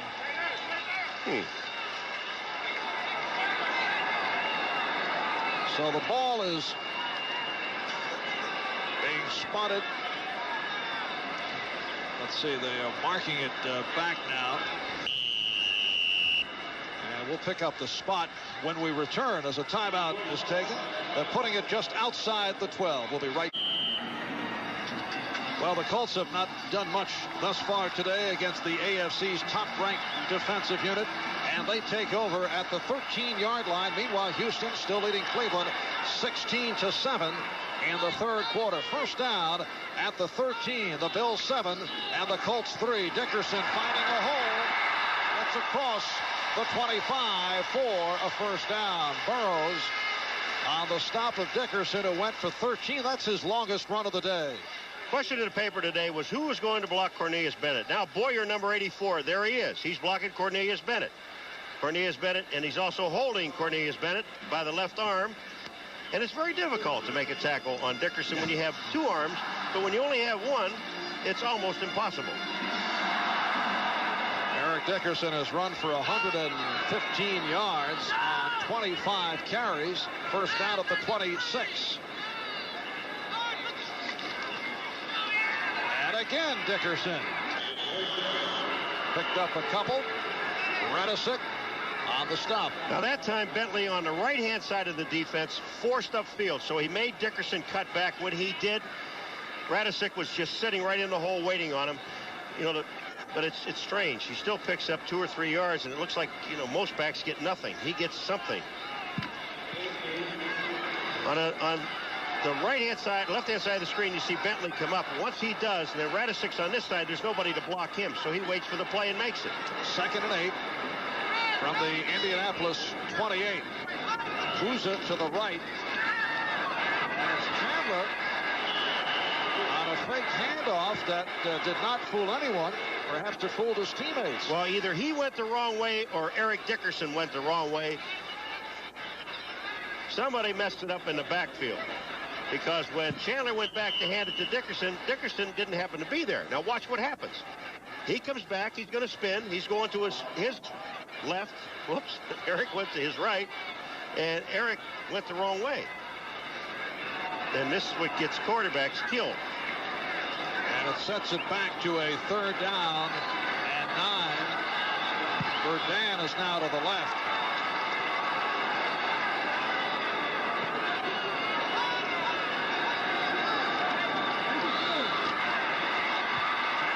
Time, and Mark Bellini could not hold on. That's the first time he has looked in the direction of the backup wide receiver, Mark Bellini. 16-7 Houston's, and Dejas has now kicked 3. Giants scoring on a Sims to a Stephen touchdown Baker touchdown. And if things stay the way you see right there with Philadelphia winning and the Giants losing, the Eagles would win the division. New Orleans with the lead. Pittsburgh over Miami. Tampa Bay in a meaningless game leading Detroit. Errol Tucker has dropped back for this run Stark punt. Another quickie series for the Colts. Good hang time by Stark. And here's Tucker from his 30. 46-yard punt. And only a 6-yard return. Barry Krause on the tackle with 6:31 remaining. Third quarter. The Bills 7, the Colts 3. This week against the Jets after Chris Chandler was hurt. Can you see a change up coming on part of Ron Meyer? No, not after that last pass that Chandler threw. Now, he threw the ball to Bellini, and he just dropped the ball. He hit him right in the hands with the ball. He also had Bouza open across the middle, and that's not a quarterback's fault when a man drops the ball. But Buffalo takes over at the 32. 6.5 left, third quarter. And Kelly able to complete, and has a first down. Thurman Thomas for 17. Mike Pryor, the free safety, on the stop of the rookie out of Oklahoma State. Now look at the middle blocking. Kent Hall, who is the all-pro center of the Buffalo Bills, getting some help from Jim Richard. When you have a receiver like Thurman Thomas wide open like he was there, there's just no chance of defending against him. The Bills first down from the 49. Buffalo 7. Indianapolis 3. Kelly is 3 for 3. Make it 4 for 4 in this third quarter as Riddick runs for the first down. 13 more on the pass play. The outside linebacker O'Brien Alston stopping Rob Riddick. Kelly just sees Riddick. He circles out of the backfield, and no one's covering Riddick. You dump the ball to Riddick on a 4-yard pattern. Just no way that you can stay with him. Barry Krause is a linebacker trying to keep up with Riddick. Can't do it. Brian Alston's off the field. Alston shaken up, 10th round draft pick out of Maryland, and has had an outstanding season. Orlando Lowry has come on at the outside linebacker position for Alston. First down at the Colt 38. Back to the ground for Mueller, and he's stacked up. A yard on the play for Jamie Mueller.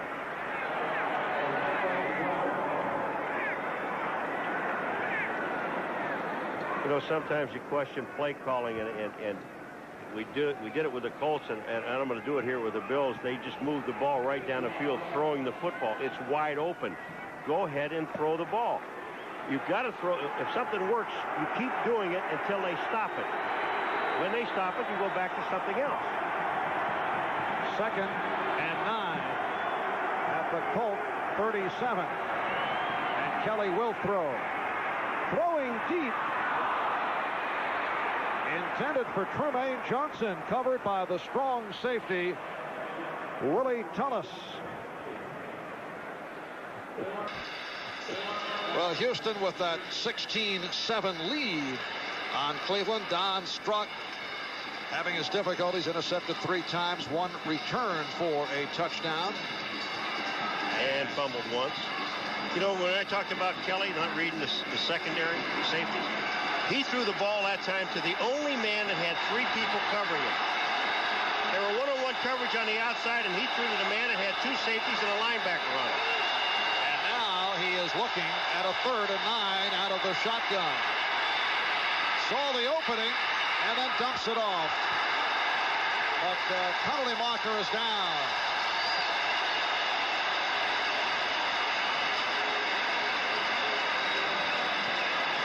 The pressure was on Kelly, and he threw the ball, and Kent Hall saw it. That natural reaction for anyone, if you play this game, it all involves the football.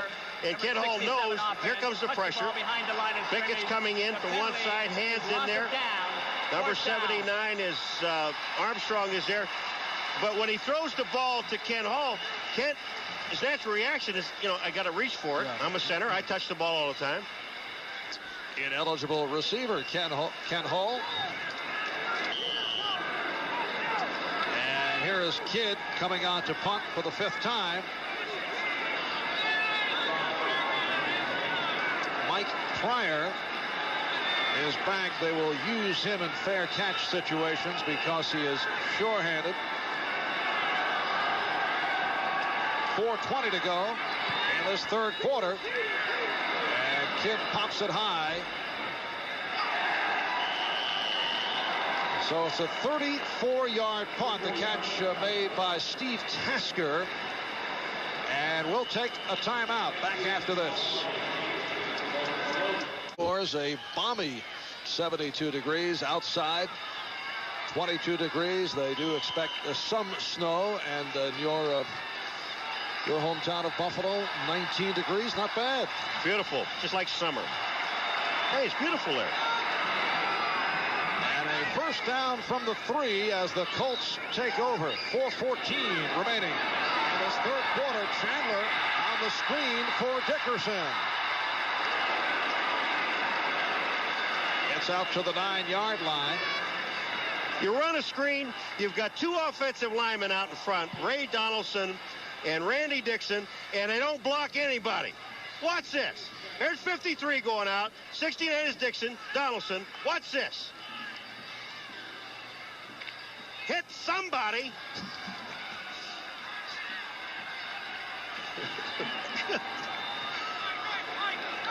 Well, it's nice to see you don't get excited about this game. Second down and 3. Dickerson going to cut to the outside for the first down. He picked up 5.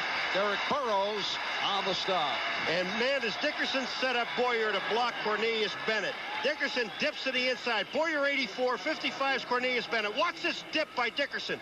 Right here. Now he sets him up. Boyer makes the play. Dickerson pops back to the outside and gets a first down. That's beautiful. 122 yards, 27 carries for Eric Dickerson. We're just under 3 minutes remaining in the third. Buffalo still with a 7-3 lead. They only score that early field goal from 52 yards away by Biasucci. And here's a reverse. Verdun cuts back. And it did not work. Derek Burrows right there, and that's a loss of 6. This reverse really never had a chance because of the penetration of the Buffalo Bills defense. Watch it right here. You're going to see Jeff Wright.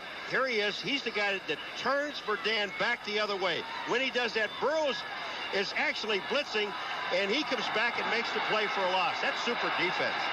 That's why they're number 1 in the AFC. And they're doing it today without Fred Smerlas, Art Still, and Shane Conlon. They don't lose a lot, Marv. They really don't. And that's the depth of this defense. 2nd and 15 back at the 10. Matt Bouza has checked back in. Chandler is hit down. He was walloped, and he is hurt. Bruce Smith with sack number 11 on the season. Chris Chandler now being checked over as Gary Holgerboom makes his way on. He has been knocked out of 3 games, including the earlier meeting against Buffalo. He's had a bruised shoulder, a bruised sternum, suffered a concussion. Last week, bruised his right shoulder on the second play of the game against the Jets, and then left after going 0 for 4. Holgerboom came on, but he took a real hard pump. Well, Bruce Smith just runs right by Chris Hinton. Chris Hinton really doesn't even slow him down. On the top of the screen, 75 is Hinton. Watch this. Bruce Smith goes around him and then hits him. Chandler right from the backside. I mean, just nails him. Puts his helmet right in his back. The quickness of that man. We saw him play the run. We see him play against the pass. Now you know why he's Pro Bowl material. Has tremendous explosion. And for the moment, he is leading the AFC with 11 sacks. Second half of the doubleheader here on NBC. Seattle and the LA Raiders playing for the AFC West. The winner wins the West, goes to the playoffs. Or some of you will see Kansas City and San Diego. That's right here on NBC. All right, here's another look at it as Chris Chandler is still down. He was sacked at the 1 by Bruce Smith. Left of the screen.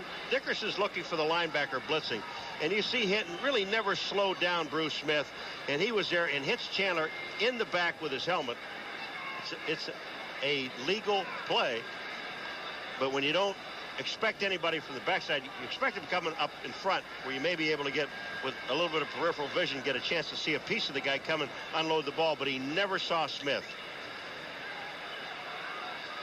Anxious moments for Chris Chandler and the Indianapolis Colts. Chandler, the rookie, a 3rd-round draft pick. The Colts' first pick in the draft from the University of Washington.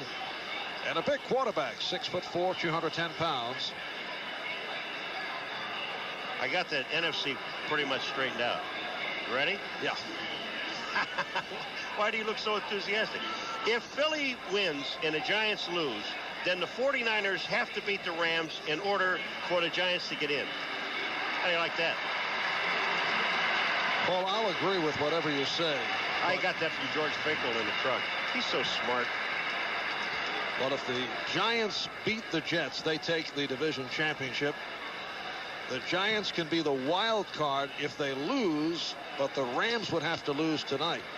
Now, that'd be based on the overall record and a win over New Orleans. Now, the Eagles would be a wild card at 10-6 or 9-7, based on a win with the Saints and Rams in a multiple tie.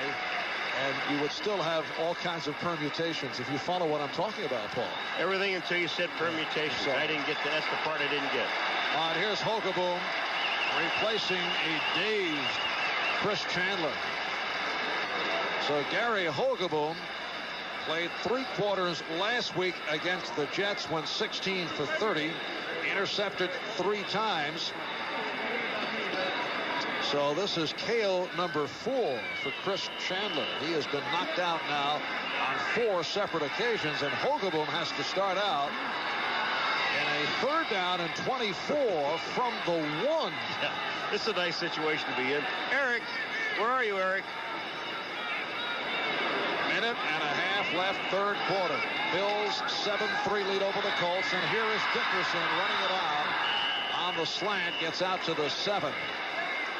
See Leonard Smith come up and make the play. No arm tackling. I'm going to jump on your head. And the punting unit coming on as Chris Chandler is still trying to figure out what happened to him moments ago. There's Leonard Smith. I'm going to jump on your head, get every piece of your body I can get, and hope for some help. Ron Stark will punt from his end zone, his 5th punt of the day. He's had a good day, averaging just under 47 yards per punt.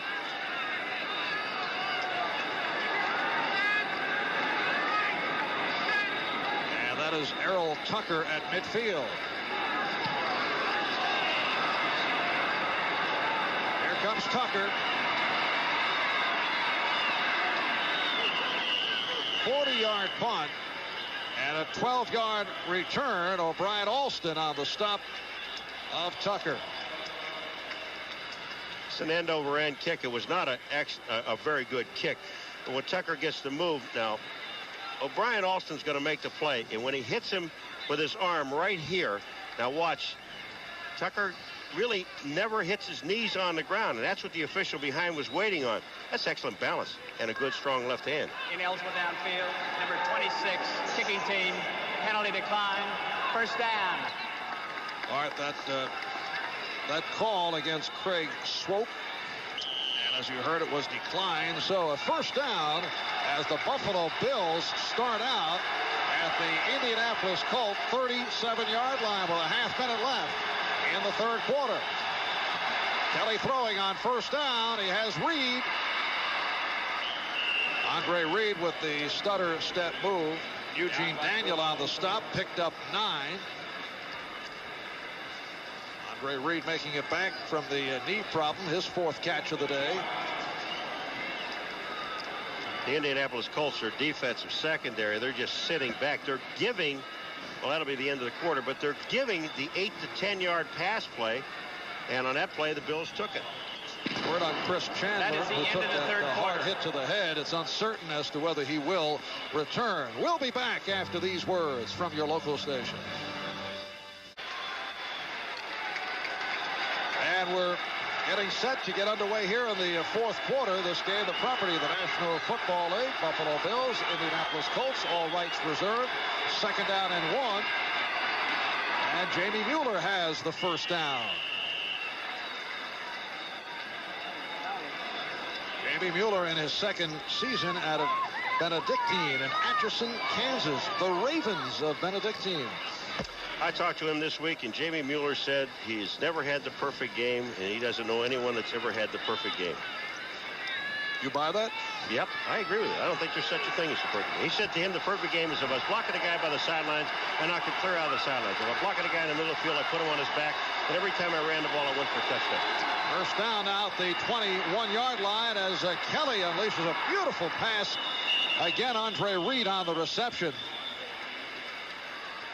15-yard hookup and another Buffalo. First down. Houston maintaining that 16-7 lead on Cleveland. The Jets continue to provide problems. And Philadelphia leading Dallas 17-7 in the third. New Orleans with that 7-6 lead. Pittsburgh over Miami. Tampa Bay leads Detroit. It is a first and goal at the 7. Thomas and Mueller are the running backs. There's Thomas. Stopped at the line. Donnell Thompson on the tackle. The Colts must win here today, and the Browns must lose to Houston for Indianapolis to make it as a wild card. If Cleveland comes from behind and wins, they make it by virtue of head-to-head play. They beat the Colts earlier in the year. Now both the Colts and the Browns lose. Guess what? The New England Patriots are the wild card ball club. They have the better conference record. Here's Kelly for the end zone. Touchdown. Again, it is Andre Reed, a 6-yard touchdown pass play. So Reed has caught his second of the day. He had a 2-touchdown game against the Colts earlier in the year. And they picked on a young man. It's his first game. Chucky Miller, number 28. And watch this, Reed. Real quick move to the outside, back to the inside. No help inside at all. One-on-one coverage out there. 97 O'Brien Austin, who is a linebacker, never got back deep enough, and that's a touchdown. Beautiful play. And Andre Reed is having a terrific day. His 6th catch, 85 yards. Here's Scott Norwood, who has hit his last now 75 straight extra points. So it's the Bills with a 14-3 lead. We'll be right back. To 13 minutes remaining in the fourth quarter, and the season is on the line for the Indianapolis Colts. Kelly to Reed for a second touchdown pass combination. And now the Buffalo Bills have a 14-3 lead on the Indianapolis Colts. The kickoff from Scott Norwood. Short kick. Here's Roy Banks letting it go. And it is now Houston over Cleveland, 23-7. And some words between the Colts and the Bills. That situation right there, always keep your helmet on. All right, Butch Roll, number 87, who is the backup tight end, comes downfield, and that's ball number 31. And it's a great dance step. I'll throw you, and a flip. That's beautiful.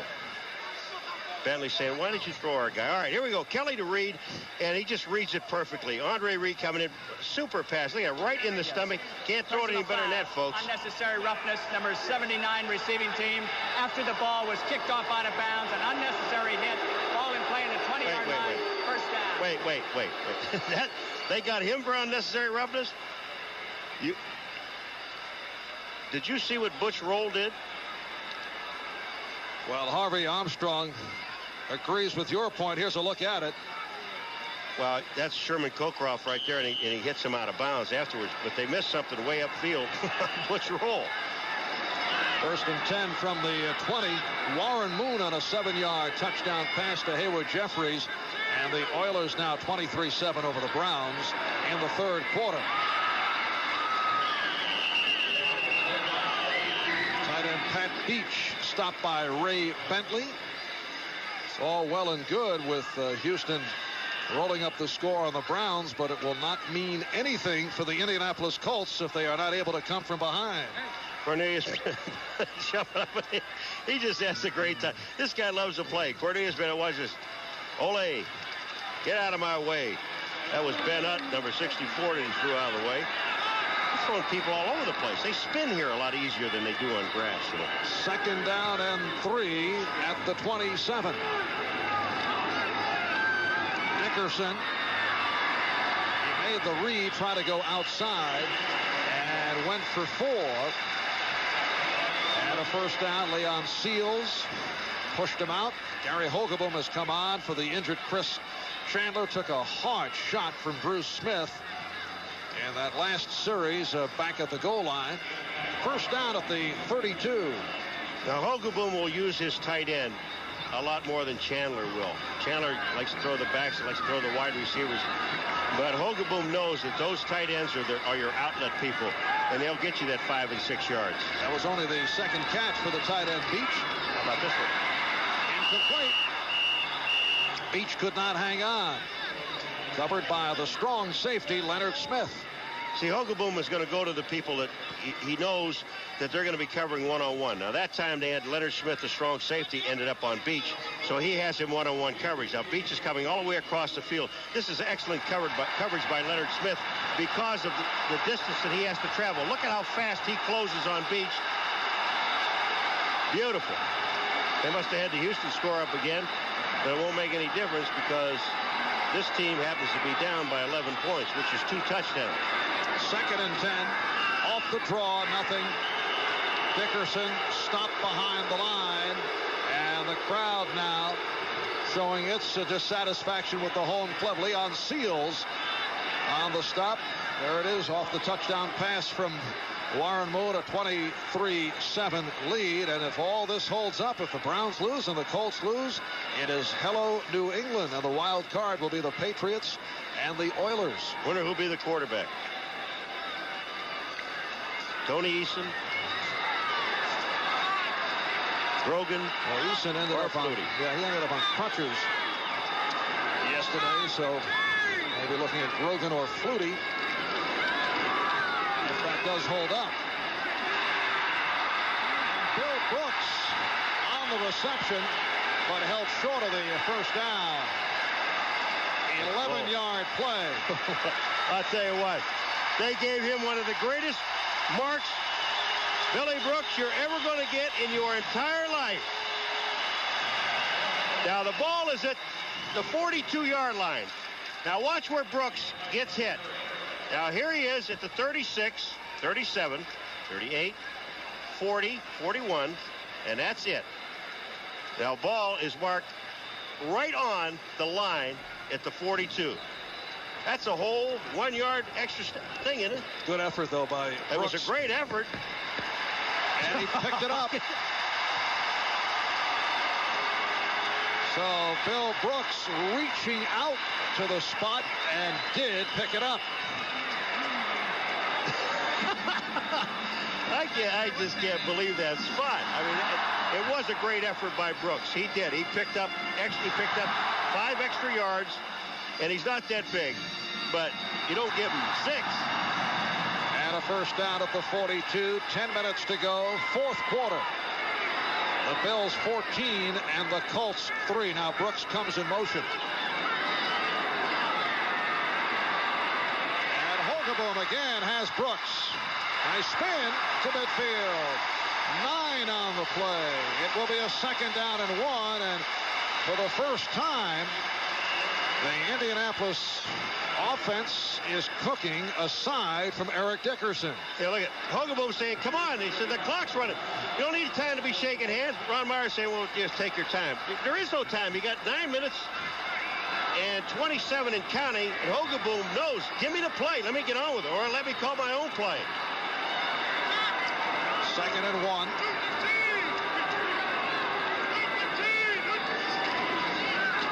To Dickerson, and he has the first down. Ray Bentley on the stop, and we're down to 9 minutes left in this 4th quarter. And here was Bentley again. They'll move Dickerson. Boyer will take him to the outside. Call blocks downfield, and here comes Bentley. He's there, but see what Dickerson does? He turns on you to only give you a piece. You don't get all of him. He picks up 4 yards in the first down. But Bentley definitely had him in the backfield. 135 yards now for Dickerson. Hogaboom standing in. A flag is thrown. Incomplete pass intended for Mark Boyer. Covered by the corner, Nate Odoms.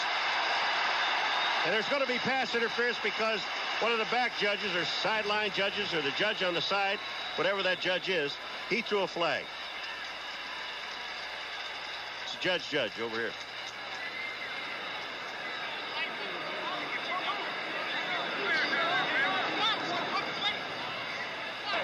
Jerry Seaman. Offside, number 78 defense, penalty decline. Pass interference, number 36 defense, penalty accepted. First down. Well, it's got to be 37. It is Nate Odoms. The other penalty on Bruce Smith declined. They don't have a 36 on the Bills team. Here it is to the outside, right of your screen. Nate Odoms was there just a little bit too soon on Boyer. Boyer already knew it, and they're looking. Nate Odoms thinks, well, this guy on the side didn't call it, who happens to be the side judge because I got him right. But it came from downfield. The early penalty on Smith declined, and then Odoms on the interference accepted. First down at the 39. 8.5 remaining in this fourth quarter. That's Booza in motion, followed by Odoms. And it's blocked solidly by Leon Seals. An emphatic rejection by Seals, second-year man from Jackson State. They called him Dr. Sack in his collegiate days, a fourth-round draft pick a year ago. And he just times this perfectly. Look at Leon Seals, gets up right in the face of the offensive lineman. Now, the offensive lineman blocking him that time is Kevin Call, who stayed back. Now, Seals was off the line of scrimmage. When Leon saw Hogaboom cock his arm to throw, he just timed it perfectly, went up, knocked the ball away. Brooks to the right, Booza left, second down and 10. And Hogaboom completes. Again, the tight end beat, but short of the first down. An advance of 6. Leonard Smith on the stop. The Bills sent everybody that time. They had the blitz coming. Hogaboom read it. Looked for his tight end coming across. Again, excellent coverage by Smith here, but look at Beach. He's clearing out. Smith is closing on him. The pass is caught, but he keeps Beach from getting the first down. It is 3rd and 3. This is also 4th down territory, pal. Hogaboom is 4 for 6. Clock running, just under 8 remaining, fourth quarter. Dickerson running for the marker. Look out. Oh, I'm sorry, but Mark Kelso came up to put a hit on Dickerson, and Dickerson has got the greatest forearm shiver, I guess is the old expression, that you've ever seen. Watch Dickerson's right arm hit number 38, Mark Kelso. Bam, right here. Get away from me. However, he's short of the first down. It's a 4th and 3. Colts went for it earlier in the game and did not make it, you may recall, in a 4th down situation. Well, I wouldn't go wide here. I'd go straight up. If I'm going to go, I'm going to go up the middle with Dickerson. We'll go throw. Big play. Hogaboom has the first down.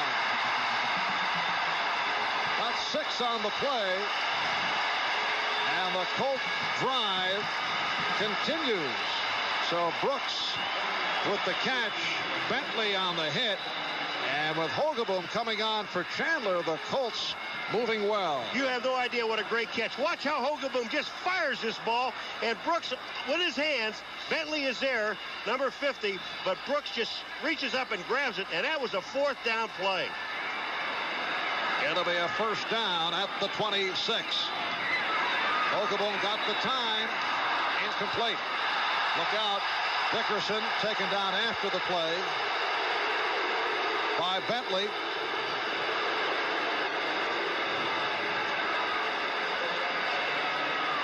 It will be 2nd and 10 at the 26. The Bills 14, the Colts 3. 7:04 remaining in this fourth quarter. The Colts need a victory plus a Cleveland defeat to make the playoffs. Ray Donaldson to the sideline, and this is the first time in 3 years that he has missed an offensive play as Brian Baldinger has come on, replacing him at center. Dickerson, again the stiff arm move. Dickerson running well for 13 and another Indianapolis first down. It was pushed out by Nate Odoms. Now, Marv, this was not a safety that Eric Dickerson hit. This was Darryl Talley, the right side linebacker, number 56 of the Buffalo Bills, and he has a shot at him to stop this play. Here comes the right arm. Bam! In your face. A lot of power. Now, he might have been out of bounds. Now, you got to take a look at this thing again. Right there is as close as you're going to get. He is out of bounds on a line, and are they going to take a look at it? Hogaboom now waiting on a play. They're going to call a timeout, and they may look upstairs because he did step out of bounds about 2 yards or 3 yards short of the first down. That is Indianapolis' first timeout. All right, they will check it out. It is now Houston 23, Cleveland 14. Don Strock to Ernest Biner on a 3-yard touchdown pass play. We'll be back here at the Hoosier Dome in a moment. You wouldn't believe the stuff my dad had to do to get his hands on his dream machine. All right, folks, we're going to give you 2 angles of it. Look at his left foot, Dickerson. Right here is the plant at the 20. Now, that looks out of bounds. But remember, the camera is off to the left. Now, take a look at this one. Here's the other angle. Dickerson right at the 20, his left foot. Get that guy with his big head in the way. But it still looks like it's out of bounds. And they are reviewing it, and nothing happened. They're going to keep it. Wait a minute. Yeah, they're going to keep it right there because it is inconclusive.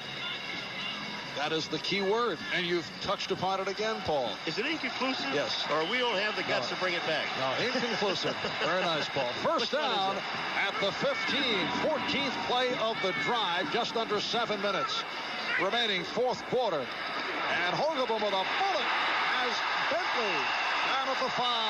Albert Bentley for 10 more.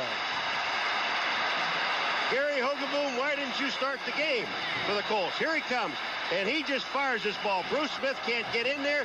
He hits Bentley, who is wide open. Cornelius Bennett and the other linebacker, Ray Bentley, are way downfield, so their job was the coverage on Albert Bentley. Didn't work. Bills 14, Colts 3. Hogaboom with impressive stats, moving the club. First and goal at the 5. Out of the ground, here's Dickerson. Jeff Wright, the nose tackle, made the stop. Houston now leading 23-14 over Cleveland. Giants coming back 20-14 for the Jets in the fourth quarter. However, Philadelphia leading Dallas in the fourth. That's a big game for New Orleans in their quest for a wild card. Atlanta now up 9-7. Pittsburgh score 37-17. Second and goal at the 3.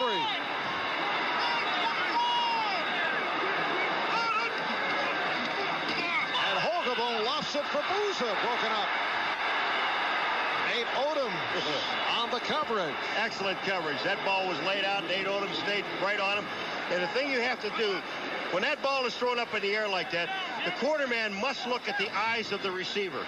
Booz is there. Odoms is looking at him. He's looking at him. When he sees him make his turn, then you go back and look at the ball. Perfect coverage. Give it to Eric. The only problem is the clock is running with 5:35. It stopped after that play. But if they stop Eric 2 times from here, I'd give it to him. Third and goal from the 3. Hogaboom to the air. Wide open. Touchdown. Matt Boozer has put the Colts back into it with 5:32 remaining, fourth quarter. That's a call Adam made. I'd have thrown it back to Boozer the other way, right after Dickerson.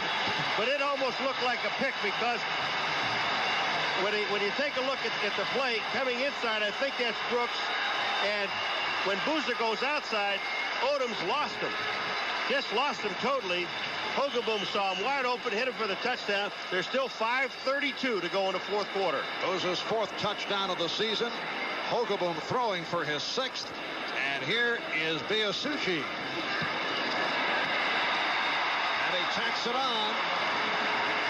So the Colts come back. They now trail the Bills 14-10. You see the time left.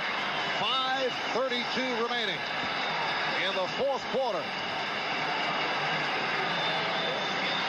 Harry Hogaboom from Matt Boozer, and we'll be back in a moment. I don't know. What are you going to do?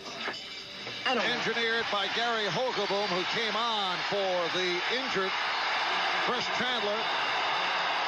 It is now Buffalo by 4, 14-10, 5:32 remaining fourth quarter. And Dean Biasucci kicking it off with Errol Tucker, the deep man. Indianapolis wants the ball back desperately. Stay in there. And he does stay right there. Is there anything bad about a drive that ends up in 7 points? The only problem is it took them 7 minutes and 28 seconds in order to get that 7 points. There's still 5:26 on the clock, but when you take almost half of the quarter and you're down by 11 at that point, they know they still have to score a touchdown. Now what are we looking at? And the chant of defense from 60,000 plus here at the Hoosier Dome. Another sellout. Their 7th in 8 home games. The Buffalo Bills setting an NFL attendance record. There was no infraction with the big crowd last week. The ball went into the end zone. The receiving team member touched it down, so we have a touchback. Consequently, there can be no holding out in the field of play. 1st and 10 on the 20-yard line. There was holding on the play by the Buffalo Bills kick return team, but once you down the ball in the end zone, it is a dead ball. You can't have holding. Jim Kelly and the Bills. First down from the 20. Kelly's had a good second half. 7 for 9. 59 yards. Mueller took the hit. Short yardage.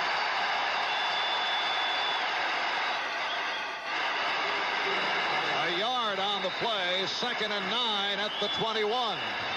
Even though the Buffalo Bills have a 4-point lead here, we got an injured player down on the field, and that's O'Brien Alston, number 97, the linebacker.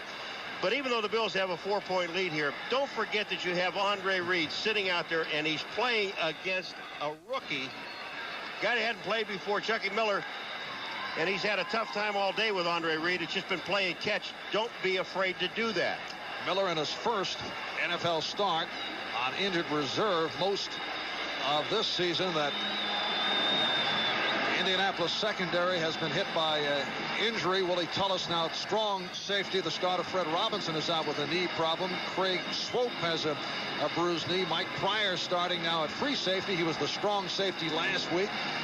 Well, coming up next, you will see either the Seahawks and the Raiders in their battle to make it to the playoffs, or the Kansas City Chiefs and the San Diego Chargers. Right here is the second part of our doubleheader. We're going to look at this play here now. Brian Alston's number 97. And it looks like his own man hit him. And that'll smart.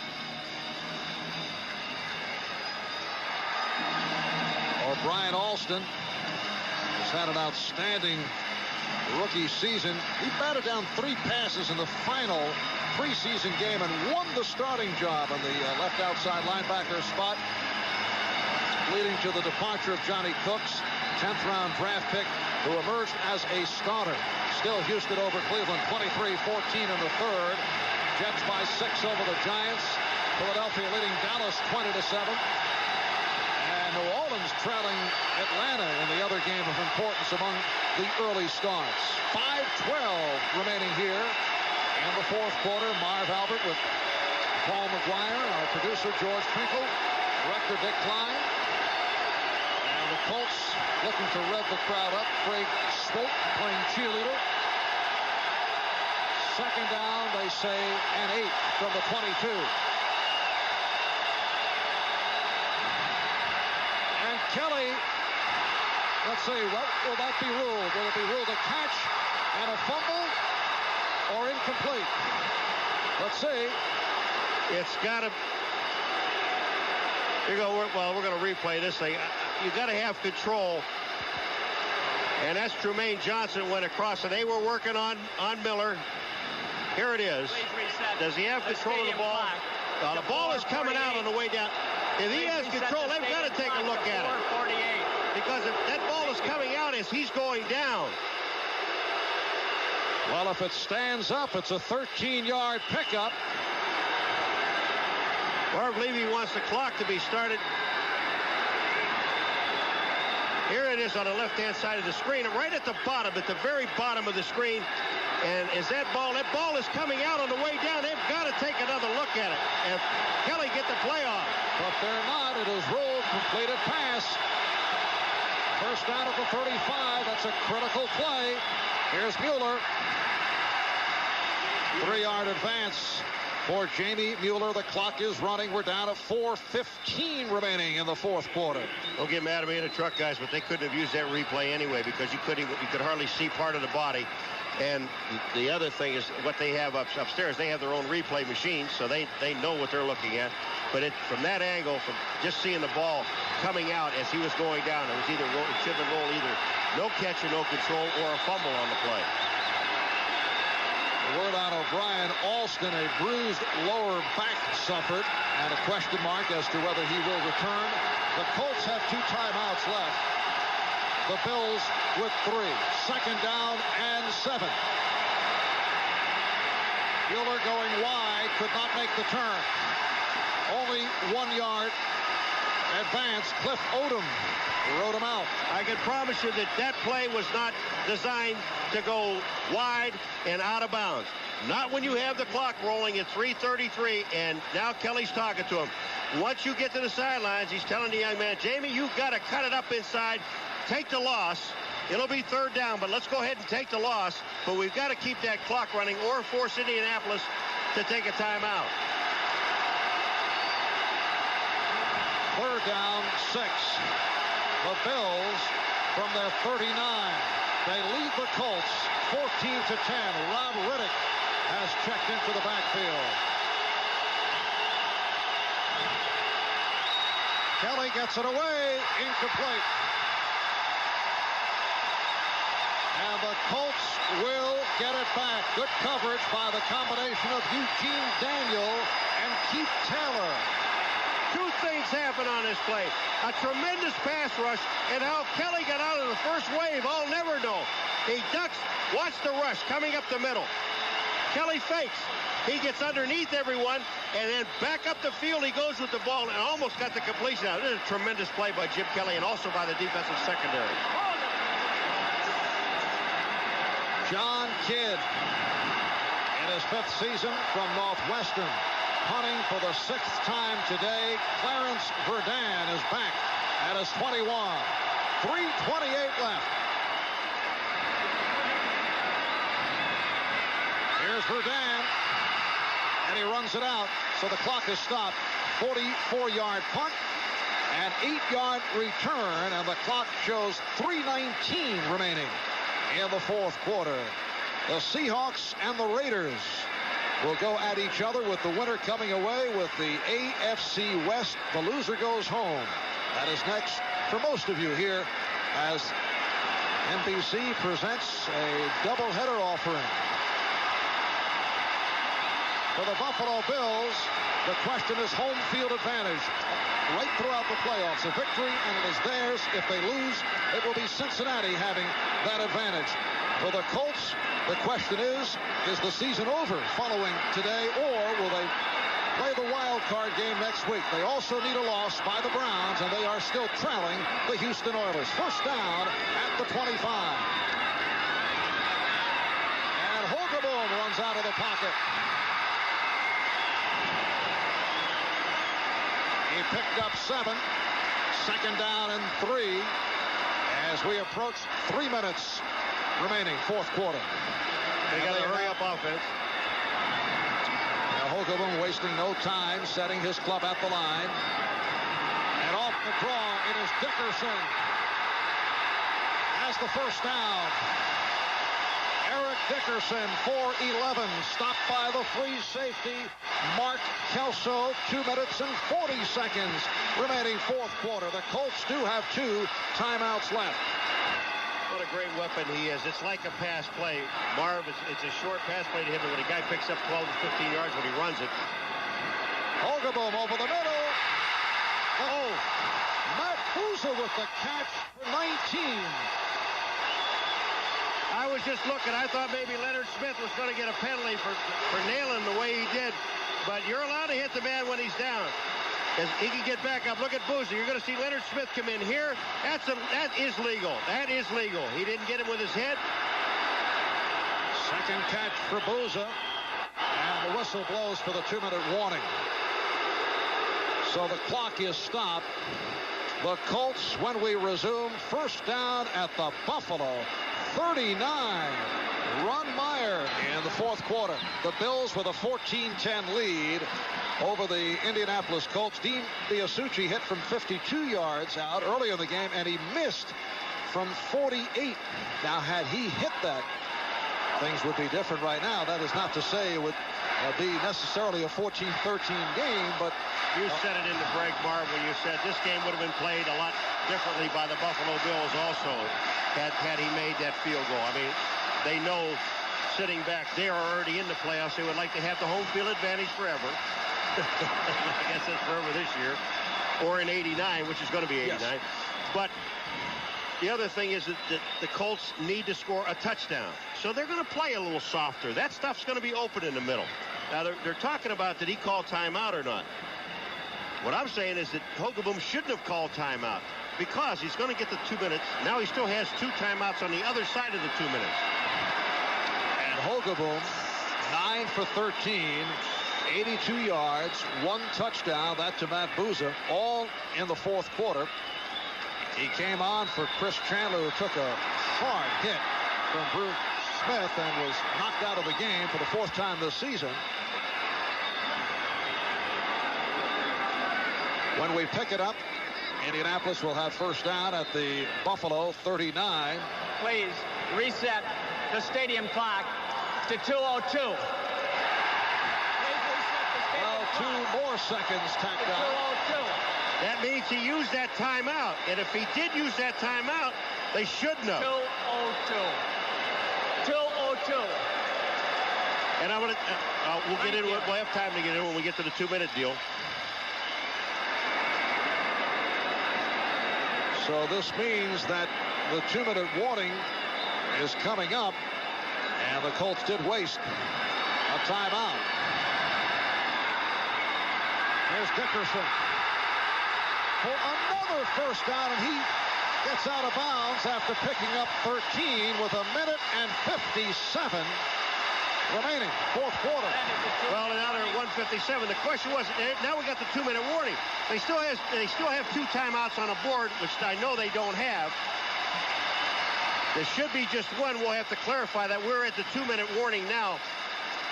I wouldn't have taken that timeout in that position. I said that before, because now you only have 1 timeout on the other side of the 2 minutes. You had time to run 1 play, which took 5 seconds. If you wait and you get to the 2 minutes, you can still run that play, call timeout with 1:55, and still have 2 timeouts remaining. I think it was a bad time to call it.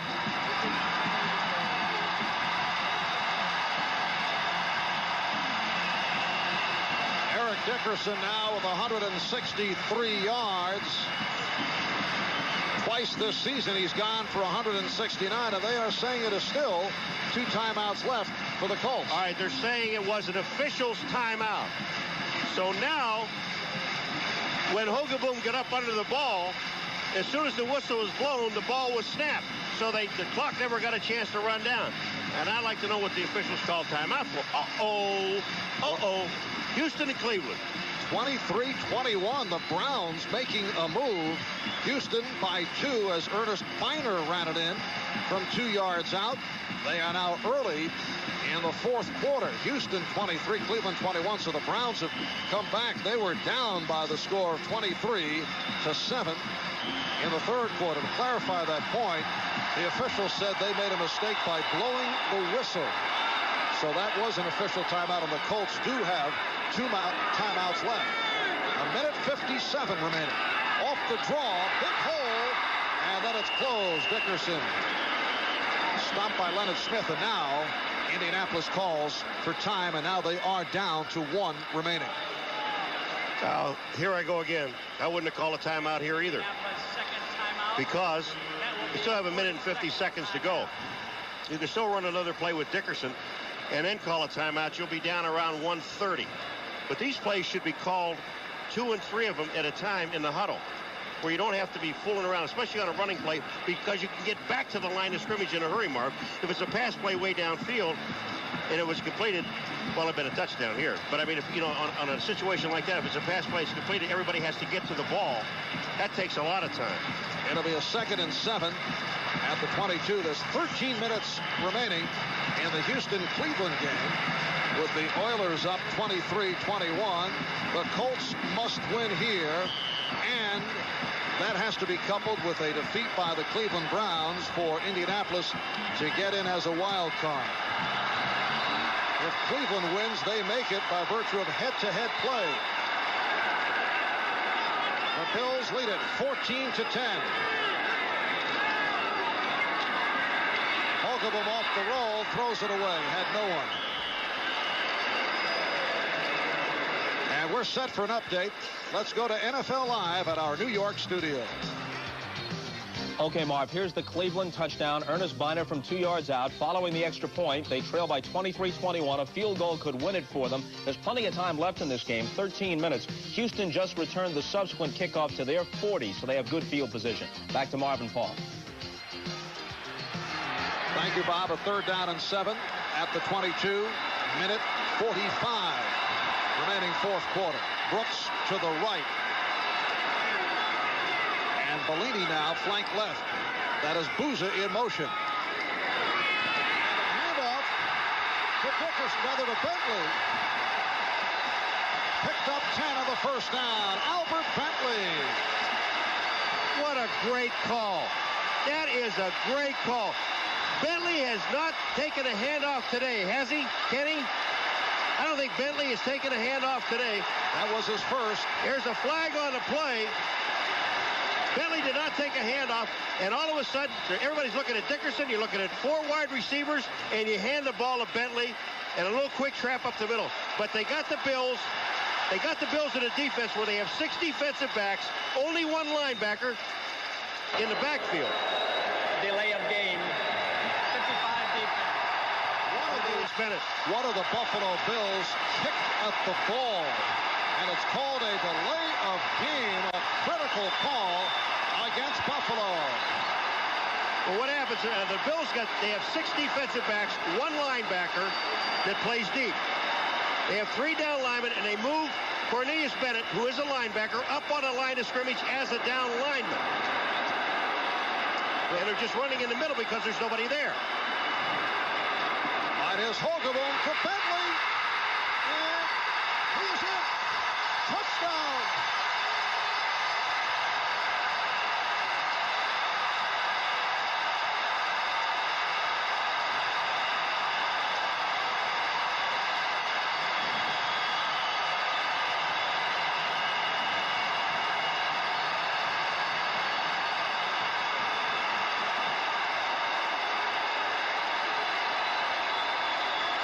Bentley had carried the ball only 10 times the last 7 games.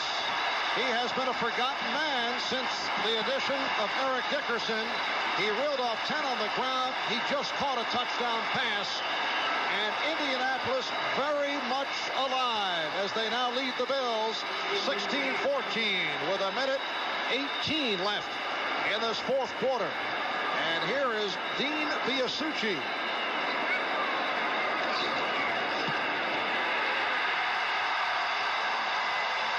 3-point lead and a come-from-behind effort by the Colts.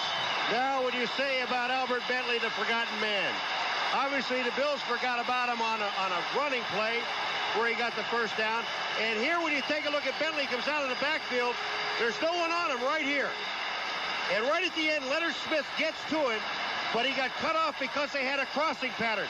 And now watch Booza. Booza goes across the middle. This freezes Leonard Smith for just a second. Bentley slips out. 2 plays in a row. A running play for about 12 to 15 yards and a pass play for a touchdown. Can't do it any better than that, folks. And what an effort by Gary Holgaboom, who came on for Chris Chandler.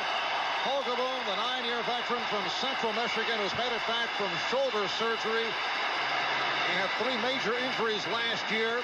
Played most of the game last week against the Jets. did not have this kind of success, but he has come off the bench, and he has lit it up. Now, here's the problem for the Colts. Cleveland's on a comeback.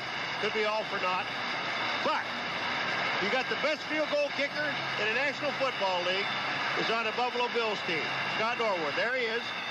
And they only need 3 to tie it, to send it into overtime. They've got 1 minute and 18 seconds, the Bills, with 3 timeouts. Here we go. Of course, Indianapolis Colts fans will argue that point with Dean Biasucci.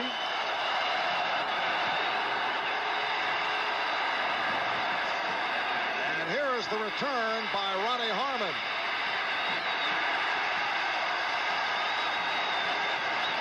Harmon out short of the 25, an 18-yard return. 7.5 left in Cleveland.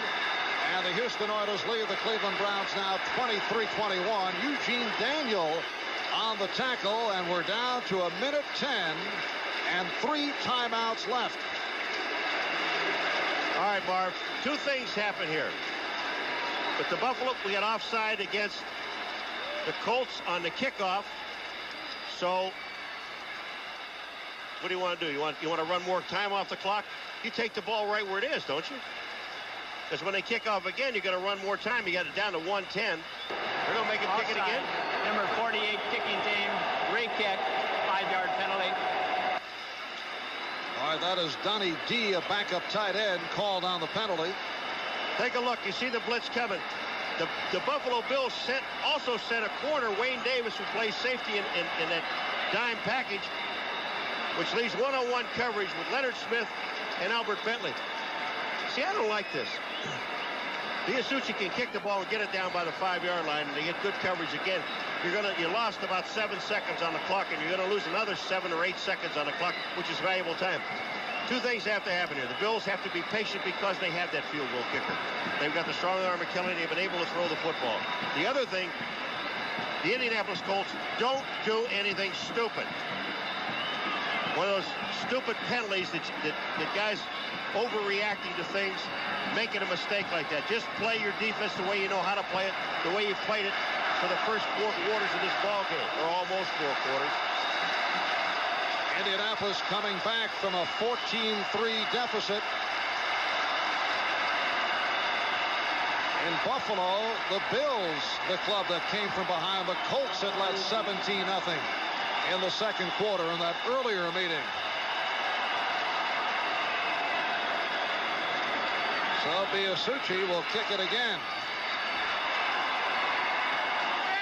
And there's Errol Tucker, first-year man from Utah, back at his 8-yard line.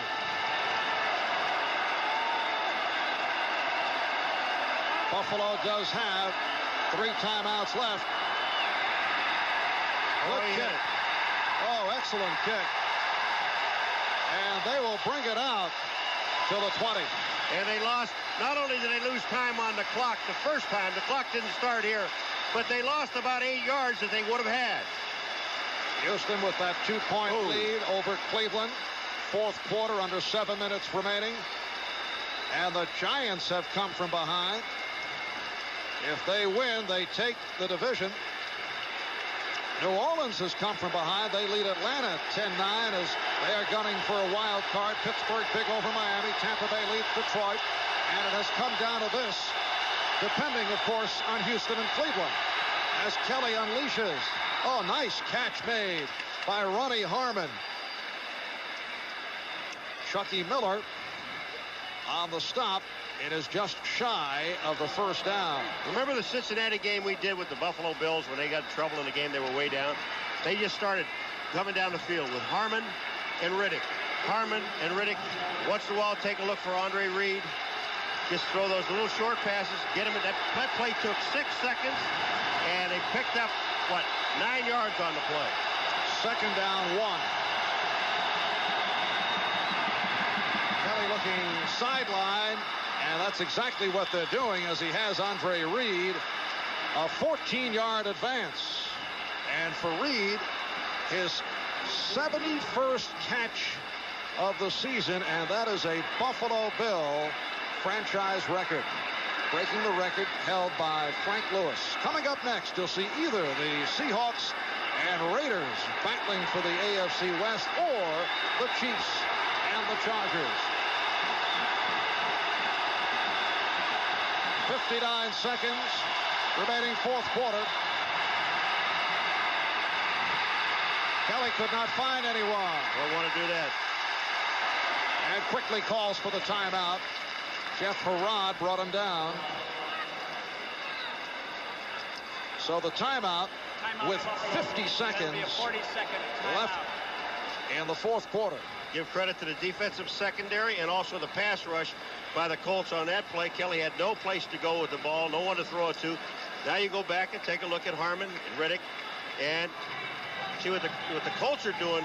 Marv, they don't mind going into overtime. They wouldn't like to. But if Kelly throws that bomb and then they're down by 4 points, that means you have to score a touchdown to get back. If you give up the 3, it just could send this thing into overtime. So they're going to give him the short stuff. But all of a sudden you get to a point in this field where you have to tighten it up because of Scott Norwood. And when we pick it up, it'll be a 2nd down and 7. At the 46, Buffalo Bills now trailing the Indianapolis Colts 17-14 for Buffalo. It's a matter of home field advantage throughout the playoffs, or a loss today would mean Cincinnati would gain that advantage. Kelly again could not find anyone and has to slide down. So he's got to...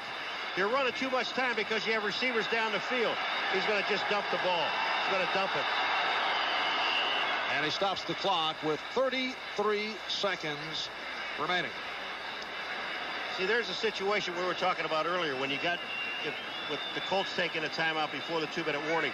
You're into a situation, Marv, where you got all your receivers downfield because it was a pass play. Now he's running with the ball, runs time off the clock. Now you got to wait for all of these guys to get back, which takes about 7 or 8 more seconds. Go ahead and take the timeout. You have one more. You have one more. Now they've taken their second timeout. They've got 1 left. Or they still have 2 timeouts. I'm saying they could have taken that 1 there and had 1 left.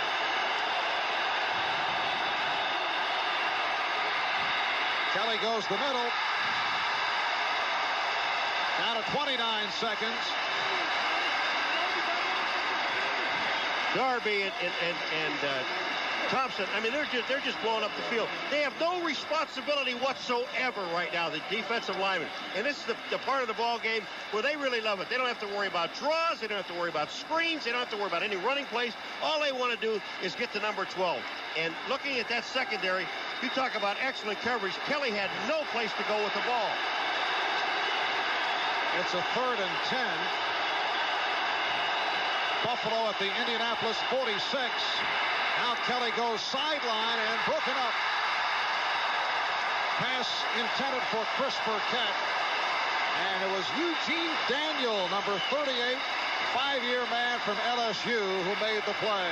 Eugene Daniel went for the ball. Now, you know, you got to make sure that you can get to that ball. You don't want to make a mistake.